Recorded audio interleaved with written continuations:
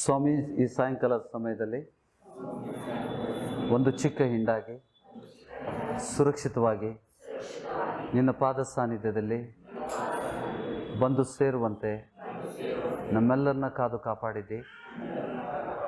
ನಿನಗೆ ಮನಪೂರ್ವಕವಾಗಿ ಕೃತಜ್ಞತೆಗಳನ್ನು ಸಲ್ಲಿಸ್ತಾ ಇದ್ದೇವೆ. ವಚನಗಳನ್ನು ಕೇಳುವಂಥ ಸಮಯದಲ್ಲಿ, ವಚನಗಳನ್ನು ಓದುವಂಥ ಸಮಯದಲ್ಲಿ ವಚನಗಳ ಗೂಢಾರ್ಥಗಳನ್ನು ನಾವು ಗ್ರಹಿಸುವಂತೆ ಪರಲೋಕದ ಸಾಮರ್ಥ್ಯ ಮತ್ತು ಬಲವನ್ನು ನೀಡು ಸ್ವಾಮಿ. ವಚನಗಳನ್ನು ಕದಿಯುವಂಥ, ವಚನಗಳನ್ನು ಗ್ರಹಿಸಲಿಕ್ಕೆ ಅಡೆತಡೆ ಮಾಡುವಂಥ ಸೈತಾನ ಮತ್ತು ಆತನ ದೂತರ ಸಾಮರ್ಥ್ಯಗಳನ್ನು ನೀನು ನಮ್ಮೆಲ್ಲರಿಗೂ ಕೊಟ್ಟಂಥ ಅಧಿಕಾರದಿಂದ ನಿನ್ನ ಪರಿಶುದ್ಧ ನಾಮದಲ್ಲಿ ನಾವು ಮುರಿತಾ ಇದ್ದೇವೆ, ನಿಷ್ಕ್ರಿಯಗೊಳಿಸ್ತಾ ಇದ್ದೇವೆ. ಈ ಅಧಿಕಾರ ನಮ್ಮೆಲ್ಲರಿಗೂ ನೀನು ದಯಪಾಲಿಸಿದ್ದಕ್ಕೋಸ್ಕರ ನಿನಗೆ ಧನ್ಯವಾದಗಳನ್ನು ಸಲ್ಲಿಸ್ತಾ ಇದ್ದೇವೆ ಸ್ವಾಮಿ.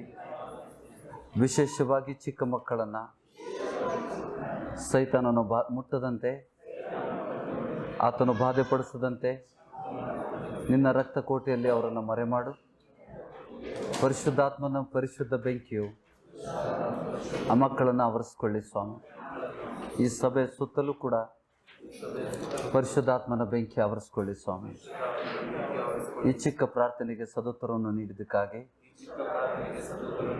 ನಿನಗೆ ಸ್ತೋತ್ರ ಹೇಳ್ತೇವೆ ಸ್ವಾಮಿ. ಆಮೇನ್. ಮತ್ತಾಯನ ಸುವಾರ್ತೆ 11ನೇ ಅಧ್ಯಾಯ 12ನೇ ವಚನ, 11th chapter verse 12. ಮ್ಯಾಥ್ಯೂ 11:12 ಹಿಂದೆ ಕೊಟ್ಟಿದ್ದೇನೆ, ಎಲ್ಲ ಭಾಷೆಗಳಲ್ಲಿ ಓದ್ಕೊಳ್ಳುವ. ಯೇಸು ಸ್ವಾಮಿ ನುಡಿತಾ ಇದ್ದುದು, ಇದಲ್ಲದೆ ಸ್ನಾನಿಕನಾದ ಯೋಹಾನನ ಕಾಲದಿಂದ ಇದುವರೆಗೆ ಪರಲೋಕ ರಾಜ್ಯವು ಬಲಾತ್ಕಾರಕ್ಕೆ ಗುರಿಯಾಗಿರುತ್ತದೆ. ಬಲಾತ್ಕಾರಿಗಳು ನುಗ್ಗಿ ಅದನ್ನು ಸ್ವಾಧೀನ ಮಾಡಿಕೊಳ್ಳುತ್ತಾರೆ. ಆಮೇನ್. ಯೇಸು ಸ್ವಾಮಿ ನುಡಿದಂಥದ್ದು.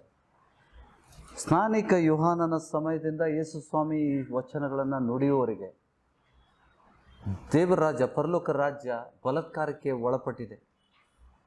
ಹೌದಾ? ಆ ಸಮಯದಲ್ಲಿ ಯೇಸು ಕ್ರಿಸ್ತನಿಗೆ ಎದುರಿಸುವಂಥ ಎಷ್ಟೋ ಜನರು ಸೇರಿಕೊಂಡಿದ್ರು.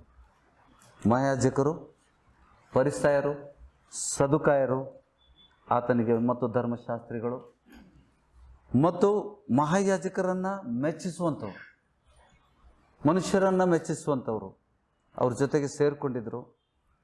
ಅದರ ಜೊತೆಗೆ ಹೆರೋದಿಯರು ರಾಜ್ಯವನ್ನು ಆಳುವಂಥ, ಆ ಸಮಯದಲ್ಲಿ ಇಸ್ರೇಲ್ ದೇಶವನ್ನು ಆಳುವಂಥ ಅಧಿಕಾರಿಗಳು, ರಾಜರು, ಉಪರಾಜರು ಅವ್ರ ಜೊತೆಗೆ ಸೇರಿಕೊಂಡಿದ್ರು. ಹೌದಾ? ಬಲಾತ್ಕಾರಿಗಳು. ಇದುವರೆಗೆ ಪರಲೋಕ ರಾಜ್ಯವು ಬಲಾತ್ಕಾರಕ್ಕೆ ಗುರಿಯಾಗಿದೆ. ನಾವು ನೋಡ್ತೇವೆ, ಸ್ವಾಮಿ ಮೊದಲನೇ ಶಿಷ್ಯನಾದ, ಆತನ 12 ಶಿಷ್ಯರಲ್ಲಿ ಒಬ್ಬನಾದ ಯಾಕೋಬನು ಕತ್ತಿಯಿಂದ ಕೊಲ್ಲಲ್ಪಟ್ಟ. ಪೇತ್ರನಿಗೆ ಏನೂ ಕಾರಣ ಇಲ್ಲದೆ ಸೆರೆಮನೆಯಲ್ಲಿ ಹಾಕಿದರು. ಯೇಸು ಸ್ವಾಮಿಯನ್ನು ಕೂಡ ಏನೂ ಕಾರಣ ಇಲ್ಲದೆ ಶಿಲುಬೆಗೇರಿಸಿದ್ರು. ಏನು ಹೇಳ್ತಾ ಇದ್ದಾನೆ? ಬಲಾತ್ಕಾರಿಗಳು ಪರಲೋಕ ರಾಜ್ಯವನ್ನು, ದೇವರ ರಾಜ್ಯವನ್ನು ಅತಿಕ್ರಮಿಸ್ತಾರೆ. ವಚನ ನೋಡ್ರಿ, ಯಾರ ಸಮಯದಿಂದ? ಇದಲ್ಲದೆ ಸ್ನಾನಿಕನಾದ ಯೋಹಾನನ ಕಾಲದಿಂದ ಇದುವರೆಗೆ ಪರಲೋಕ ರಾಜ್ಯವು ಬಲಾತ್ಕಾರಕ್ಕೆ ಗುರಿಯಾಗಿರುತ್ತದೆ. ಬಲಾತ್ಕಾರಿಗಳು ನುಗ್ಗಿ ಅದನ್ನು ಸ್ವಾಧೀನ ಮಾಡಿಕೊಳ್ಳುತ್ತಾರೆ. ಆಮೇನ್. ಮಾಡಿಕೊಳ್ಳುತ್ತಾರೆ ಅಂತಂದರೆ ಮಾಡಲೇಬೇಕಾ? ಈ ಸ್ವಾಮಿ ನುಡಿದಿದ್ದು ಪ್ರವಾದನೆ ಅದು. He has prophesied. It is a prophecy fulfilled. ಆಗಲೇಬೇಕಾ? ನೆರವೇರಬೇಕಾ? ಬೇರೆ ಭಾಷೆ ಮರಾಠಿ में पड़ेगा. 12वां वचन.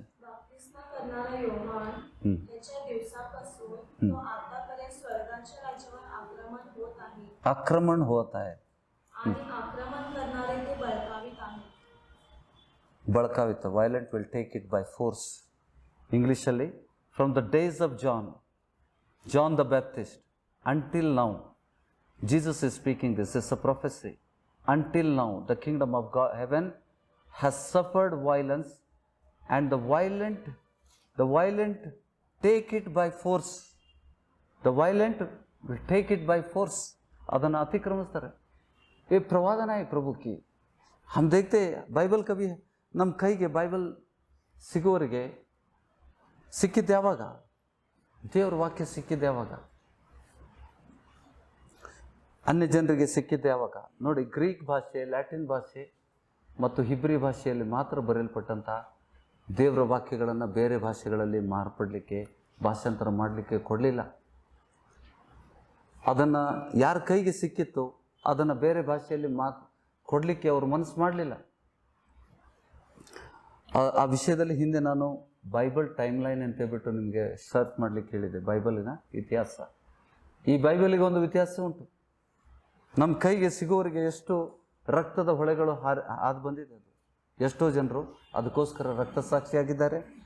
ಕೆಲವರು ಸ್ಟಡಿ ಮಾಡಿರ್ಬೋದು, ಅನೇಕ ಯುದ್ಧಗಳಾಗಿದ್ದಾವೆ ಈ ಪುಸ್ತಕಕ್ಕೋಸ್ಕರ. ಇಸ್ಕೆಲಿ ಯುದ್ಧವ ಇದು ನಮ್ಮ ಕೈಗೆ ಸಿಗದಂತೆ ಸೈತಾನ ದುಷ್ಪ್ರೇರಣೆ ಮಾಡಿ ರಾಜರನ್ನು ಬಳಸಿ ಯುರೋಪಲ್ಲಿ ಯುದ್ಧದ ನದಿಗಳು, ರಕ್ತದ ನದಿಗಳು ಹರಿದಿದ್ದಾವೆ. ಆ ಸಮಯದಲ್ಲಿ ಎಷ್ಟೋ ಸಮಯದವರೆಗೆ ಪುರುಷರೇ ಇರಲಿಲ್ಲ, ಮನೆಯಲ್ಲಿ ವಿಧವೆಯರು ಮತ್ತು ಮಕ್ಕಳು. ಅಂಥ ಪರಿಸ್ಥಿತಿ ಯುರೋಪಲ್ಲಿ ನೆಲೆಗೊಂಡಿತ್ತು. ಆ ಸಮಯ ಕೂಡ ಕೊಟ್ಟಿದ್ದೇನೆ. 30 ವರ್ಷದ ಯುದ್ಧಗಳಾದ 30 years ಆಫ್ ವಾರ್.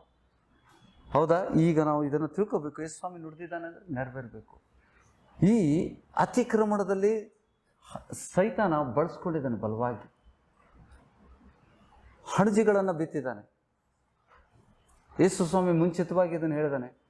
ಜನರು ಮಲಗಿದಾಗ ಸೈತಾನ ಬಂದು ಹಣಜಿಗಳನ್ನು ಬಿತ್ತು ಹೋಗಿದ್ದಾನೆ.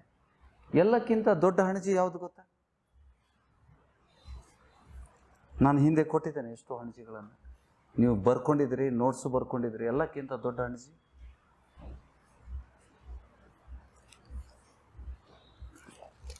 ನಾವು ಒಂದೊಂದಾಗಿ ಕೆಲವೊಂದು ವಿಷಯಗಳನ್ನು ನಾನು ವಚನದ ಮೂಲಕ ಕೊಡ್ತೇನೆ. ಯೆರೆಮೀಯನ ಗ್ರಂಥದ ವಿಷಯದಲ್ಲಿ ಯೇಸು ಸ್ವಾಮಿ ನುಡಿದಂಥದ್ದು 31ನೇ ಅಧ್ಯಾಯ ಹಿಂದೆ ಕೂಡ ಕೊಟ್ಟಿದ್ದೇನೆ. ಇನ್ನೂ ಹೆಚ್ಚಾಗಿ ಅದರ ವಿಷಯದಲ್ಲಿ ತಿಳ್ಕೊಳ್ಳುವ. ಯೆರೆಮೀಯನ ಗ್ರಂಥ 31ನೇ ಅಧ್ಯಾಯ 31ನೇ ವಚನ. ಹೊಸ ಒಡಂಬಡಿಕೆ ವಿಷಯದಲ್ಲಿ ದೇವರು ಯೆರೆಮೀಯ, ಯಾರು ಹೇಳ್ತೀರಿ? ಯೆರೆಮೀಯ ಸುಮಾರು ಯಾವ ಸಮಯದಲ್ಲಿ ವಾಸಿಸಿದ್ದಂಥ ವ್ಯಕ್ತಿ? ಯೆರೆಮೀಯನು ವಾಸವಾದಂಥ ಸಮಯವನ್ನು ಯಾರು ಹೇಳ್ತೀರಿ? ಅಂದಾಜು ಸುಮಾರು ಎಷ್ಟು ಶತಮಾನಗಳ ಹಿಂದೆ ಇದ್ದವನು? ಬ್ಯಾಬಿಲೋನ್ ದೇಶಕ್ಕೆ, ಹೌದಾ, ನೆಬೂಕದ್ನೆಚ್ಚರನು ಯಹೂದ್ಯರನ್ನು ಬ್ಯಾಬಿಲೋನ್ ದೇಶಕ್ಕೆ ಕರ್ಕೊಂಡು ಹೋದಂಥ 70 ವರ್ಷ ಅವರಿಗೆ ದೇವರಿಂದ ಬಂದಂಥ ಶಿಕ್ಷೆ ಅದು. ಇದನ್ನೆಲ್ಲ ನಾವು ದಾನಿಯೇಲನು ಕೂಡ ಅದರಲ್ಲಿ ಒಬ್ಬ. ಆ ಸಮಯದಲ್ಲಿ ಸುಮಾರು 600 ವರ್ಷಗಳಿಂದ ಸುಮಾರು 600 ವರ್ಷಗಳ ಕ್ರಿಸ್ತಿ ಪೂರ್ವ, ಯೇಸು ಸ್ವಾಮಿ ನುಡಿಕ್ಕಿಂತ 600 ವರ್ಷಗಳ ಹಿಂದೆ, ಹೊಸ ಒಡಂಬಡಿಕೆ ಬರುವ 600 ವರ್ಷಗಳ ಹಿಂದೆ ಯೆಹೋವ ದೇವರು ಯೆರೆಮೀಯನ ಮೂಲಕ ಮಾತಾಡಿದ ಶಬ್ದಗಳು ಇದು. ಹೊಸ ಒಡಂಬಡಿಕೆ ಬರೋಕ್ಕಿಂತ ಸುಮಾರು 600 ವರ್ಷಗಳ ಹಿಂದೆ ಯೆಹೋವ ದೇವರು ಯೆರೆಮೀಯನ ಮೂಲಕ ಮಾತನಾಡಿದ ಪ್ರವಾದಿ ಮೂಲಕ, ಯೆಹೋವನು ತನ್ನ ಜನರೊಂದಿಗೆ ಮಾಡಿಕೊಳ್ಳುವ ಹೊಸ ಒಡಂಬಡಿಕೆ ಹಿಂದೆ ಕೊಟ್ಟಿದ್ದೇನೆ ನಾನು. ಇದರ ಪರಿಣಾಮ ಏನಾಯಿತು ಅಂತ ನೋಡ್ಕೊಳ್ಳಿ. ಹೌದಾ? ಬಲಾತ್ಕಾರಿಗಳು ಏನನ್ನ ನಮ್ಮಿಂದ ಅಡಗಿಸಿಟ್ರು. ಇವತ್ತಿಗೆ ಎಷ್ಟೋ ಕ್ರೈಸ್ತರು, ಕೋಟ್ಯಾಂತರ ಲಕ್ಷಾಂತರ ಸಭೆಗಳು ಉಂಟು. ಲಾಖೋ ಸಭಾಯಿ ಹೈ ದುನಿಯಾ ಮೇ, ಹೈನಾ? ಇಲ್ಲೇ ಎಷ್ಟದಾವ ನಮ್ಗೆ ಗೊತ್ತಿಲ್ಲ. ಮಶ್ರೂಮ್ ನಾಯಿ ಕೊಡೆ ಅಂತಾರಲ್ಲ, ಆ ರೀತಿ ಹುಡ್ತಾನೆ ಇದ್ದಾವೆ. ಹಣಬೆಗಳು ಹುಟ್ಟಿದಂಗೆ ಹುಡ್ತಾನೆ ಇದ್ದಾವೆ. ಆದರೆ ವಿಷಯಗಳನ್ನು ನಾವು ತಿಳ್ಕೋಬೇಕು. ಕರ್ತನ ವಾಣಿಯನ್ನು ನಾವು ಕೇಳಬೇಕು. ದೇವರ ವಚನದ ಮೂಲಕ ನಾವು ಎಲ್ಲಿ ತಪ್ಪಿದ್ದೇವೆ, ಎಲ್ಲಿ ಮೋಸ ಹೊಂದಿದ್ದೇವೆ ಅಂತ ನಾವು ತಿಳ್ಕೋಬೇಕು. ಹೌದಾ? ವಾಕ್ಯದ ಮೂಲಕ. ಯೆಹೋವನು ಇಂತೆನ್ನುತ್ತಾನೆ, 31ನೇ ವಚನ, ಈಗೋ ನಾನು ಇಸ್ರಾಯೇಲ್ ವಂಶದವರೊಂದಿಗೂ ಯಹೂದ ವಂಶದವರೊಂದಿಗೂ ಹೊಸದಾಗಿರುವ, ಆ ಸಮಯದಲ್ಲಿ 2 ದೇಶಗಳಾಗಿದ್ವು. ಯೆಹೋವನು ನೀಡುವಂಥ ಸಮಯದಲ್ಲಿ ಯಹೂದ್ಯ ದೇಶ ಮತ್ತು ಇಸ್ರಾಯೇಲ್ ದೇಶ ಒಂದೇ ಆಗಿದ್ರು ಕೂಡ, ಅಬ್ರಾಮನ ಸಂತತಿ ಆಗಿದ್ರು ಕೂಡ 2 ಅರಸರು ಅದನ್ನು ಆಳ್ತಾ ಇದ್ರು. 2 ಅರಸರು ಅದನ್ನು ಆಳ್ತಾ ಇದ್ರು. ಅದು ಕೂಡ ಯೆಹೋವ ದೇವರು ಅದಕ್ಕೆ ಪ್ರವಾದಿಸಿದ್ದಾನೆ. ಇನ್ನು ಮುಂದೆ ಹೊಸ ಒಡಂಬಡಿಕೆಯಲ್ಲಿ ಯೇಸು ಕ್ರಿಸ್ತನ ಸಮಯದಲ್ಲಿ ಅದು 2 ದೇಶ ಅಲ್ಲ, ಒಂದೇ ದೇಶವಾಗಿ ಆಳ್ತದಂತ ಎಜಿಕೇಲ್ 37 ಪ್ರವಾದನೆ ಮಾಡಿದ್ದಾನೆ ದೇವರು. ಯೆಹೋವ ದೇವರು ಪ್ರವಾದಿಸಿದ್ದು ಯಾವ ವಿಷಯದಲ್ಲಿ? ಅಬ್ರಾಮನ ಸಂತತಿಯವರಲ್ಲಿ 2 ದೇಶಗಳ ಬದಲಾಗಿ 2 ದೇಶಗಳನ್ನು ದೇವರು ಒಂದೇ ದೇಶವಾಗಿ ಮಾರ್ಪಡ್ತಾನೆ. ಅದು ಕೂಡ ಪ್ರವಾದನೆ ನೆರವೇರಿದೆ. ಮುಂದೆ ವಚನ ನೋಡಿ, 32ನೇ ವಚನ.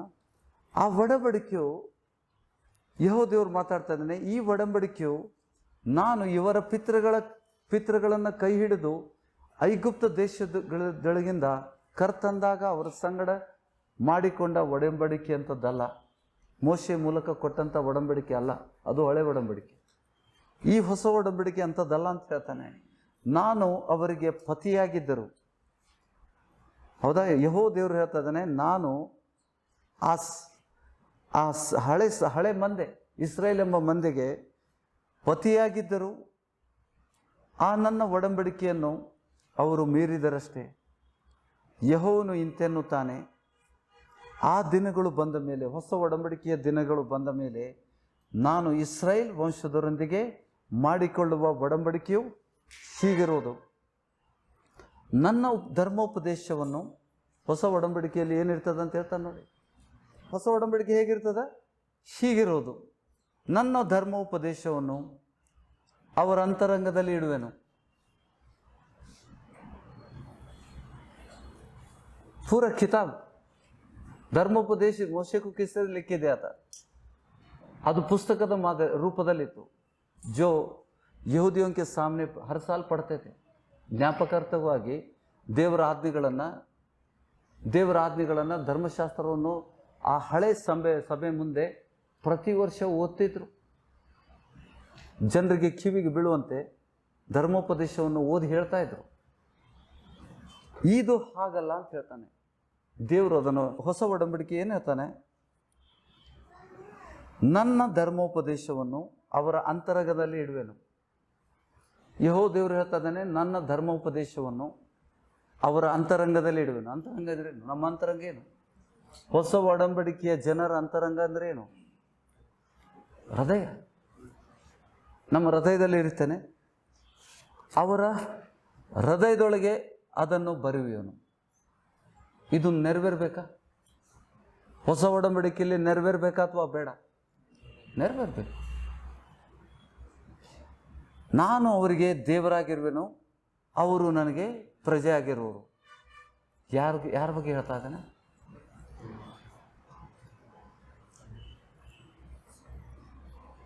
ಯಾರ ಬಗ್ಗೆ ಹೇಳ್ತಾ ಇದ್ದಾನೆ?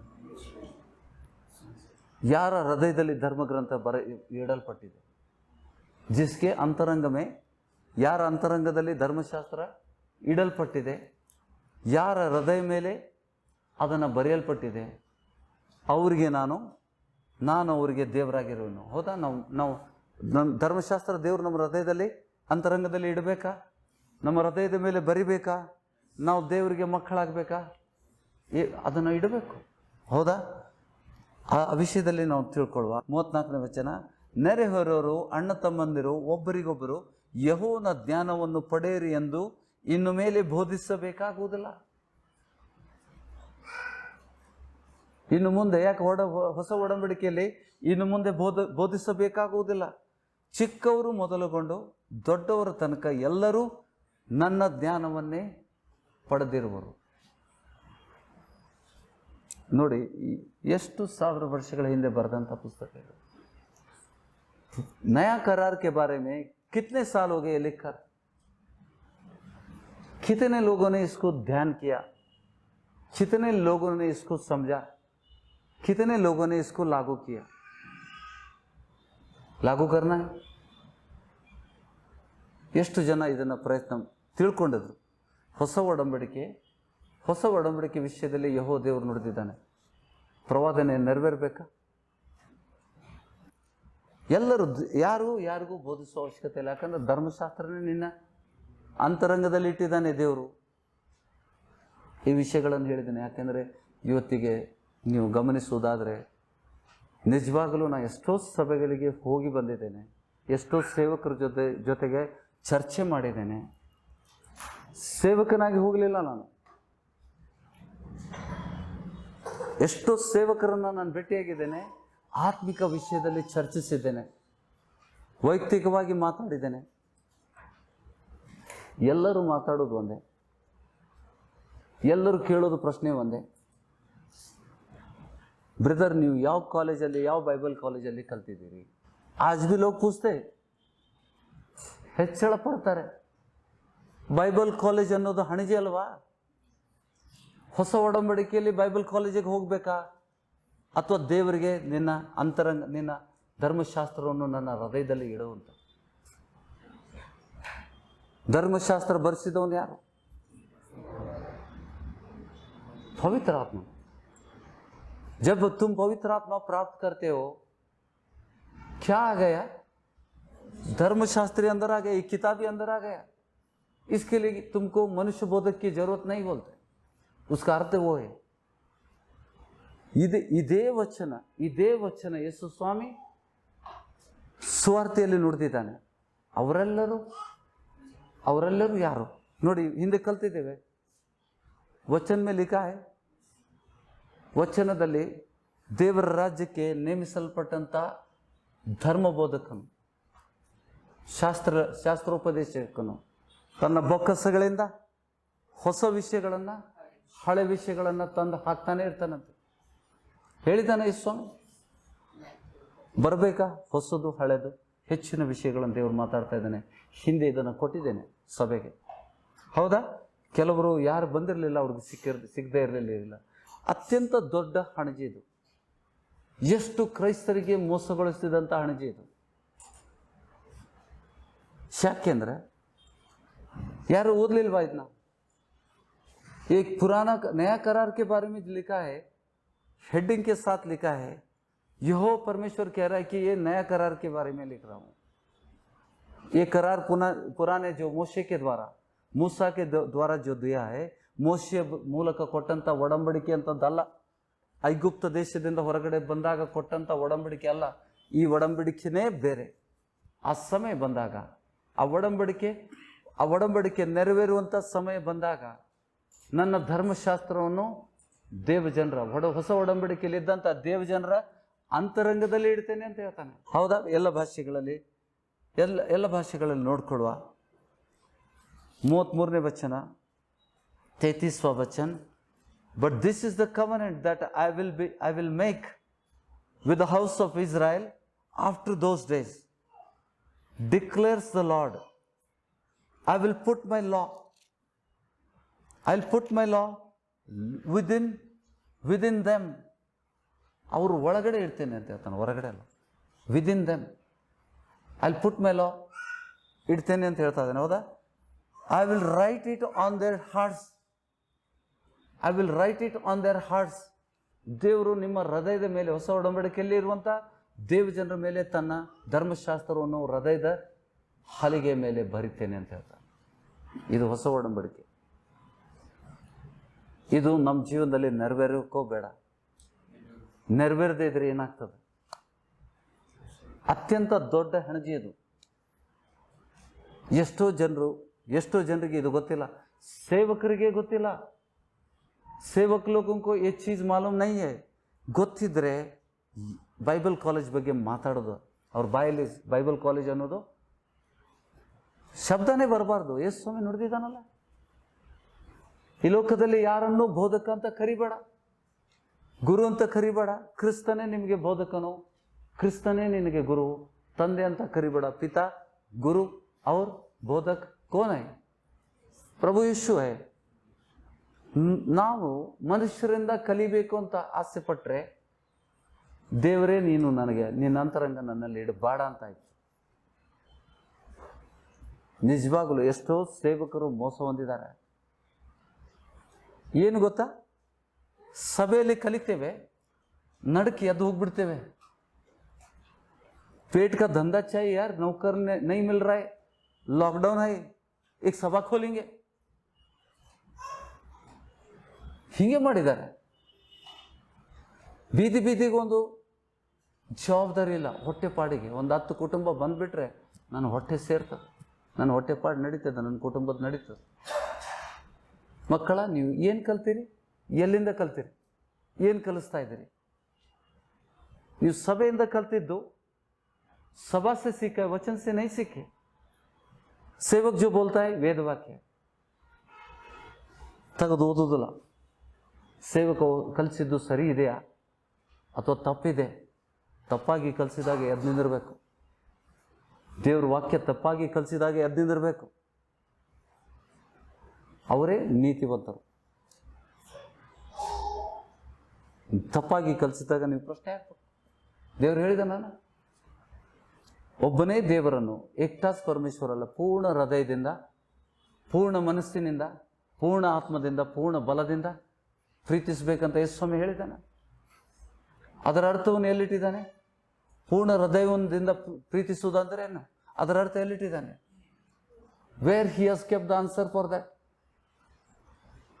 ಏನು ನಮಗೆ ಆಲೋಚನೆ ಮಾಡುವಂಥ ಅವಶ್ಯಕತೆ ಇಲ್ಲ. ಪ್ರತಿಯೊಂದು ನುಡಿದಂಥ ಆ ಆಜ್ಞೆಗೆ ಉತ್ತರವನ್ನು ಒಂದು ಕಡೆ ಇಟ್ಟಿದ್ದಾನೆ. ನಾವು ಹುಡುಕಬೇಕು. ನಾವು ಹಿಂದೆ ಕೊಟ್ಟಿದ್ದೇನೆ, ಧರ್ಮೋಪದೇಶ ಕಾಂಡ 13ನೇ ಅಧ್ಯಾಯ, 13वा अध्याय में दिया है. ಏನಂತ ಕೊಟ್ಟಿದ್ದಾನೆ? ದೇವರು ಸುಳ್ಳು ಪ್ರವಾದಿಗಳನ್ನು ನಾನು ಕಳಿಸ್ತೇನೆ, ಸುಳ್ಳು ಬೋಧಕರನ್ನು ನಾನು ಕಳಿಸ್ತೇನೆ. ಯಾಕೆಂದರೆ ದೇವರು ನಮ್ಮ ಪರೀಕ್ಷೆ ಮಾಡ್ತಾ ಇದ್ದೇನೆ ಅಂತ ಹೇಳ್ತಾನೆ. ನೀವು ನನ್ನನ್ನು ಪೂರ್ಣ ಹೃದಯದಿಂದ, ಪೂರ್ಣ ಮನಸ್ಸಿನಿಂದ, ಪೂರ್ಣ ಶಕ್ತಿಯಿಂದ, ಪೂರ್ಣ ಆತ್ಮದಿಂದ ಪ್ರೀತಿಸ್ತಾ ಇದ್ದೀರಿಲ್ಲೋ ಅಂತ ಬಿಟ್ಟು ನಾನು ನಿಮ್ಮನ್ನು ಸುಳ್ಳು ಪ್ರವಾದಿಗಳನ್ನು ಕಳಿಸ್ತೇನೆ. ನೋಡಿದ್ದೇವಾ? ಸ್ವಲ್ಪ ನೋಡ್ಕೊಂಡು ಬನ್ನಿ ಅಲ್ಲಿಗೆ. Let's go to the Deuteronomy 13. ನಮಗೊಂದು ದೊಡ್ಡ ಹೋರಾಟ ಉಂಟು. ಈ ಜ್ಞಾನ ನೀವು ಪಡ್ಕೊಂಡಿದ್ದೀರಿ, ಇದನ್ನೇನಾದರೂ ಪಬ್ಲಿಕ್ಕಲ್ಲಿ ಬಾಯಿ ತೆಗೆದ್ರೆ ನಿಮ್ಗೆ ವಿರೋಧಗಳು ಬರ್ತವೆ.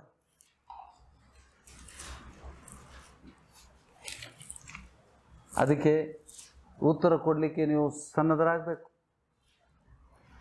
ಹೇಳಿದನ ನಿಮ್ಮ ನಂಬಿಕೆಯ ನಿರೀಕ್ಷೆಗೆ ಆಧಾರ ಏನಂತ ಯಾರಾದರೂ ಕೇಳಿದರೆ ನಿಮ್ಗೆ ಉತ್ತರ ಕೊಡಬೇಕೆ? ಆ ಉತ್ತರವನ್ನು ಕೊಡಲಿಕ್ಕೆ ನೀವು ವಚನದಿಂದ ಸಿದ್ಧರಾಗಿರಬೇಕು. ಆಮೇನ್.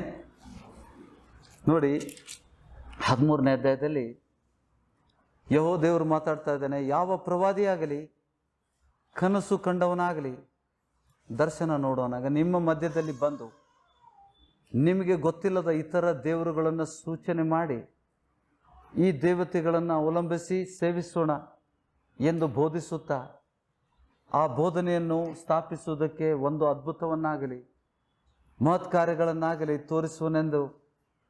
ತೋರಿಸಿಕೊಡುತ್ತೇನೆಂದು ಹೇಳಲು ಅವನು ಹೇಳಿದಂತೆ ನಡೆದರು. ನೀವು ಅವನ ಮಾತಿಗೆ ಕಿವಿ ಕೊಡಬಾರದು. ಅದ್ಭುತ ಮುಖ್ಯ ಅಲ್ಲ ಅಂತ ಹೇಳ್ತಾನೆ. ಹೌದಾ? ಅದ್ಭುತ ಮುಖ್ಯ ಅಲ್ಲ, ದೇವರ ವಾಕ್ಯ ಮುಖ್ಯವಾದದ್ದು ಅಂತ ಹೇಳ್ತಾನೆ. ಹೌದಾ? ಈಗ ದೇವರ ಆಜ್ಞೆ ಕೊಟ್ಟಿದ್ದಾನಲ್ಲ, ಮೂರ್ತಿ ಪೂಜೆ ಮಾಡಬಾರ್ದಂತ, ಅನ್ಯ ದೇವತೆಗಳ ಪೂಜೆಗಳನ್ನು ಮಾಡಬಾರ್ದಂತ ದೇವರು ಹೇಳಿದಾನಲ್ಲ, ಅದಕ್ಕೆ ಕಿವಿ ಕೊಡಬಾರ್ದು. 3ನೇ ವಚನ, ನಿಮ್ಮ ದೇವರಾದ ಯೆಹೋವನು ಇವರು ಸಂಪೂರ್ಣ ಹೃದಯದಿಂದಲೂ ಮನಸ್ಸಿನಿಂದಲೂ ತನ್ನನ್ನೇ ಪ್ರೀತಿಸುವವರು ಹೌದೋ ಅಲ್ಲವೋ ಎಂಬುದನ್ನು ತಿಳಿದುಕೊಳ್ಳುವುದಕ್ಕೆ ನಿಮ್ಮನ್ನು ಪರೀಕ್ಷಿಸುತ್ತಾನೆ. ಆತನು ಹೇಳುವ ಮಾರ್ಗದಲ್ಲಿ ನೀವು ನಡೆದು ಆತನಲ್ಲಿಯೇ ಭಯಭಕ್ತಿ ಉಳ್ಳವರಾಗಿ ಆತನ ಆಜ್ಞೆಗಳನ್ನೇ ಅನುಸರಿಸಿ ಆತನಿಗೆ ವಿಧೇಯರಾಗಿ ಆತನನ್ನೇ ಸೇವಿಸುತ್ತಾ ಹೊಂದಿಕೊಂಡಿರಬೇಕು. ಆ ಪ್ರವಾದಿಗೆ ಅಥವಾ ಆ ಕನಸು ಕಂಡವನಿಗೆ ಮರಣ ಶಿಕ್ಷೆನೇ ಆಗಬೇಕು. ಹಳೆ ಒಡಂಬಡಿಕೆಯಲ್ಲಿ ದೇವರು ಮಾತಾಡಿದ್ದು ಪೂರ್ಣ ಮನಸ್ಸೇ. ಯೇಸು ಸ್ವಾಮಿ ಹೇಳಿದಾನ, ನೀವು ಒಬ್ಬನೇ ದೇವರನ್ನ ಪೂರ್ಣ ಮನಸ್ಸಿನಿಂದ, ಪೂರ್ಣ ಹೃದಯದಿಂದ. 2ನೇ ಆಜ್ಞೆನೂ ಕೊಟ್ಟಿದ್ದಾನೆ, 2 ಆಜ್ಞೆಗಳನ್ನು ಕೊಟ್ಟಿದ್ದಾನೆ. ಈ 2 ಆಜ್ಞೆಗಳನ್ನು ನೀವು ಅನುಸರಿಸಿದರೆ ಎಲ್ಲವನ್ನು ಅನುಸರಿಸಿದ್ದಂತೆ. ಯಾಕೆಂದರೆ ನೀನು ವಚನದಲ್ಲಿ ಪ್ರವೀಣನಾಗಬೇಕಂತ ಸೂಚಿಸ್ತದೆ. ದುರ್ಬೋಧಕರನ್ನು ಹೇಗೆ ಗುರುತಿಸ್ಕೊಳ್ತೀರಿ? ಈಗ ನೋಡಿ, ನಮಗೆ ಕಷ್ಟ ಮಾಡಲಿಲ್ಲ, ದೇವರು ವಾಗ್ದಾನ ಮಾಡಿದ್ದಾನೆ. ಇದನ್ನು ನೀವು ನಂಬಿ, ದೇವರೇ ಧರ್ಮಶಾಸ್ತ್ರವನ್ನು ನನ್ನ ಅಂತರಂಗದಲ್ಲಿ ಇಡ್ತೇನೆ ಅಂತ ಹೇಳಿದ್ದೆ. ನನ್ನ ಅಂತರಂಗದಲ್ಲಿ ಇಡ್ತೇನೆ ಅಂತ ಹೇಳಿದ್ದೆ ಸ್ವಾಮಿ. ಆ ಧರ್ಮಶಾಸ್ತ್ರವನ್ನು ಅಂತರಂಗದಲ್ಲಿ ಇಡುವುದಂದ್ರೆ ಏನು? ಯೇಸು ಕ್ರಿಸ್ತನು ಏನು? ದೇವರಿಂದ ಬಂದಂಥ ಜ್ಞಾನ, ನೀತಿ, ಪರಲೋಕದಿಂದ ಇಳಿದು ಬಂದ ರೊಟ್ಟಿ. ಆ ಪರಲೋಕದಿಂದ ಇಳಿದು ಬಂದ ರೊಟ್ಟಿ ನಮ್ಮಲ್ಲಿ ಇದು ಬಿಟ್ಟರೆ ಬೇಕಾ ನಮಗೆ ಧರ್ಮಶಾಸ್ತ್ರ ಕಲಿಸ್ಲಿಕ್ಕೆ? ಬೋಧಕನೇ ಅದೇ ಹೇಳಿದ್ದು. ಯೇಸು ಸ್ವಾಮಿ ಹೇಳಿದ ತಾತ್ಪರ್ಯ 2000 ವರ್ಷಗಳು ಆದರೂ ಕೂಡ ಯೇಸು ಸ್ವಾಮಿ ಹೇಳಿದಂಥ ತಾತ್ಪರ್ಯಗಳು ಇವತ್ತಿಗೂ ಸಭೆಗಳಲ್ಲಿ ಸೇವಕರಿಗೆ, ಜನರಿಗೆ ಗೊತ್ತಾಗ್ತಾ ಇಲ್ಲ. ಆಮೇಲೆ ಯೇಸು ಸ್ವಾಮಿ ಅದು ಹೇಳಿದ ತಾತ್ಪರ್ಯ ಏನು? ಯಾರಿಗೂ ಬೋಧಕ ಅಂತ ಕರಿಬೇಡ, ಗುರು ಅಂತ ಕರಿಬೇಡ, ತಂದೆ ಅಂತ ಕರಿಬೇಡ. ನಿಮ್ಮೆಲ್ಲರಿಗೂ ಒಬ್ಬನೇ ಬೋಧಕ, ಒಬ್ಬನೇ ತಂದೆ, ಒಬ್ಬನೇ ಗುರುವಾಗಿದ್ದಾನೆ. ಆತನೇ ಕ್ರಿಸ್ತನು. ಯಾವಾಗ ನೀವು ಕ್ರಿಸ್ತನ ಆತ್ಮವನ್ನು ಹೊಂದ್ಕೊಂಡಿರಿ, ಏನು ಬಂದಂಗಾಯ್ತು?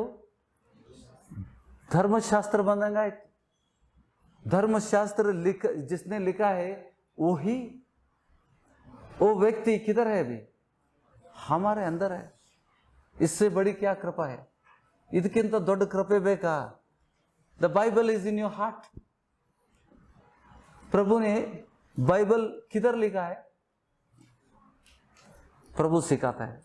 ಅದಕ್ಕೆ ಅದನ್ನೇ ಯೇಸು ಸ್ವಾಮಿ ಹೇಳಿದ್ದು, वही प्रभु ने कहा था। क्या कहा? देखो प्रभु ने क्या कहा। ಯೋಹಾನ 6वा अध्याय 44 and 45, 41ನೇ ವಚನದಿಂದ ಓದುವ. ಆತನು ಪರಲೋಕದಿಂದ ಇಳಿದು ಬಂದು ರೊಟ್ಟಿ ನಾನೇ ಎಂದು ಹೇಳಿದ್ದಕ್ಕೆ ಯಹೂದ್ಯರು ಆತನ ವಿಷಯವಾಗಿ ಗುಣಗೊಟ್ಟಿ, ಇವನು ಯೋಸೇಫನ ಮಗನಾದ ಯೇಸು ಅಲ್ಲವೇ? ಯೇಸು ಸ್ವಾಮಿ ಯೋಸೇಫನ ಮಗನಾಗಿದ್ನ? ಯೇಸು ಸ್ವಾಮಿ ಯೋಸೇಫನ ಮಗನಾಗಿದ್ನ?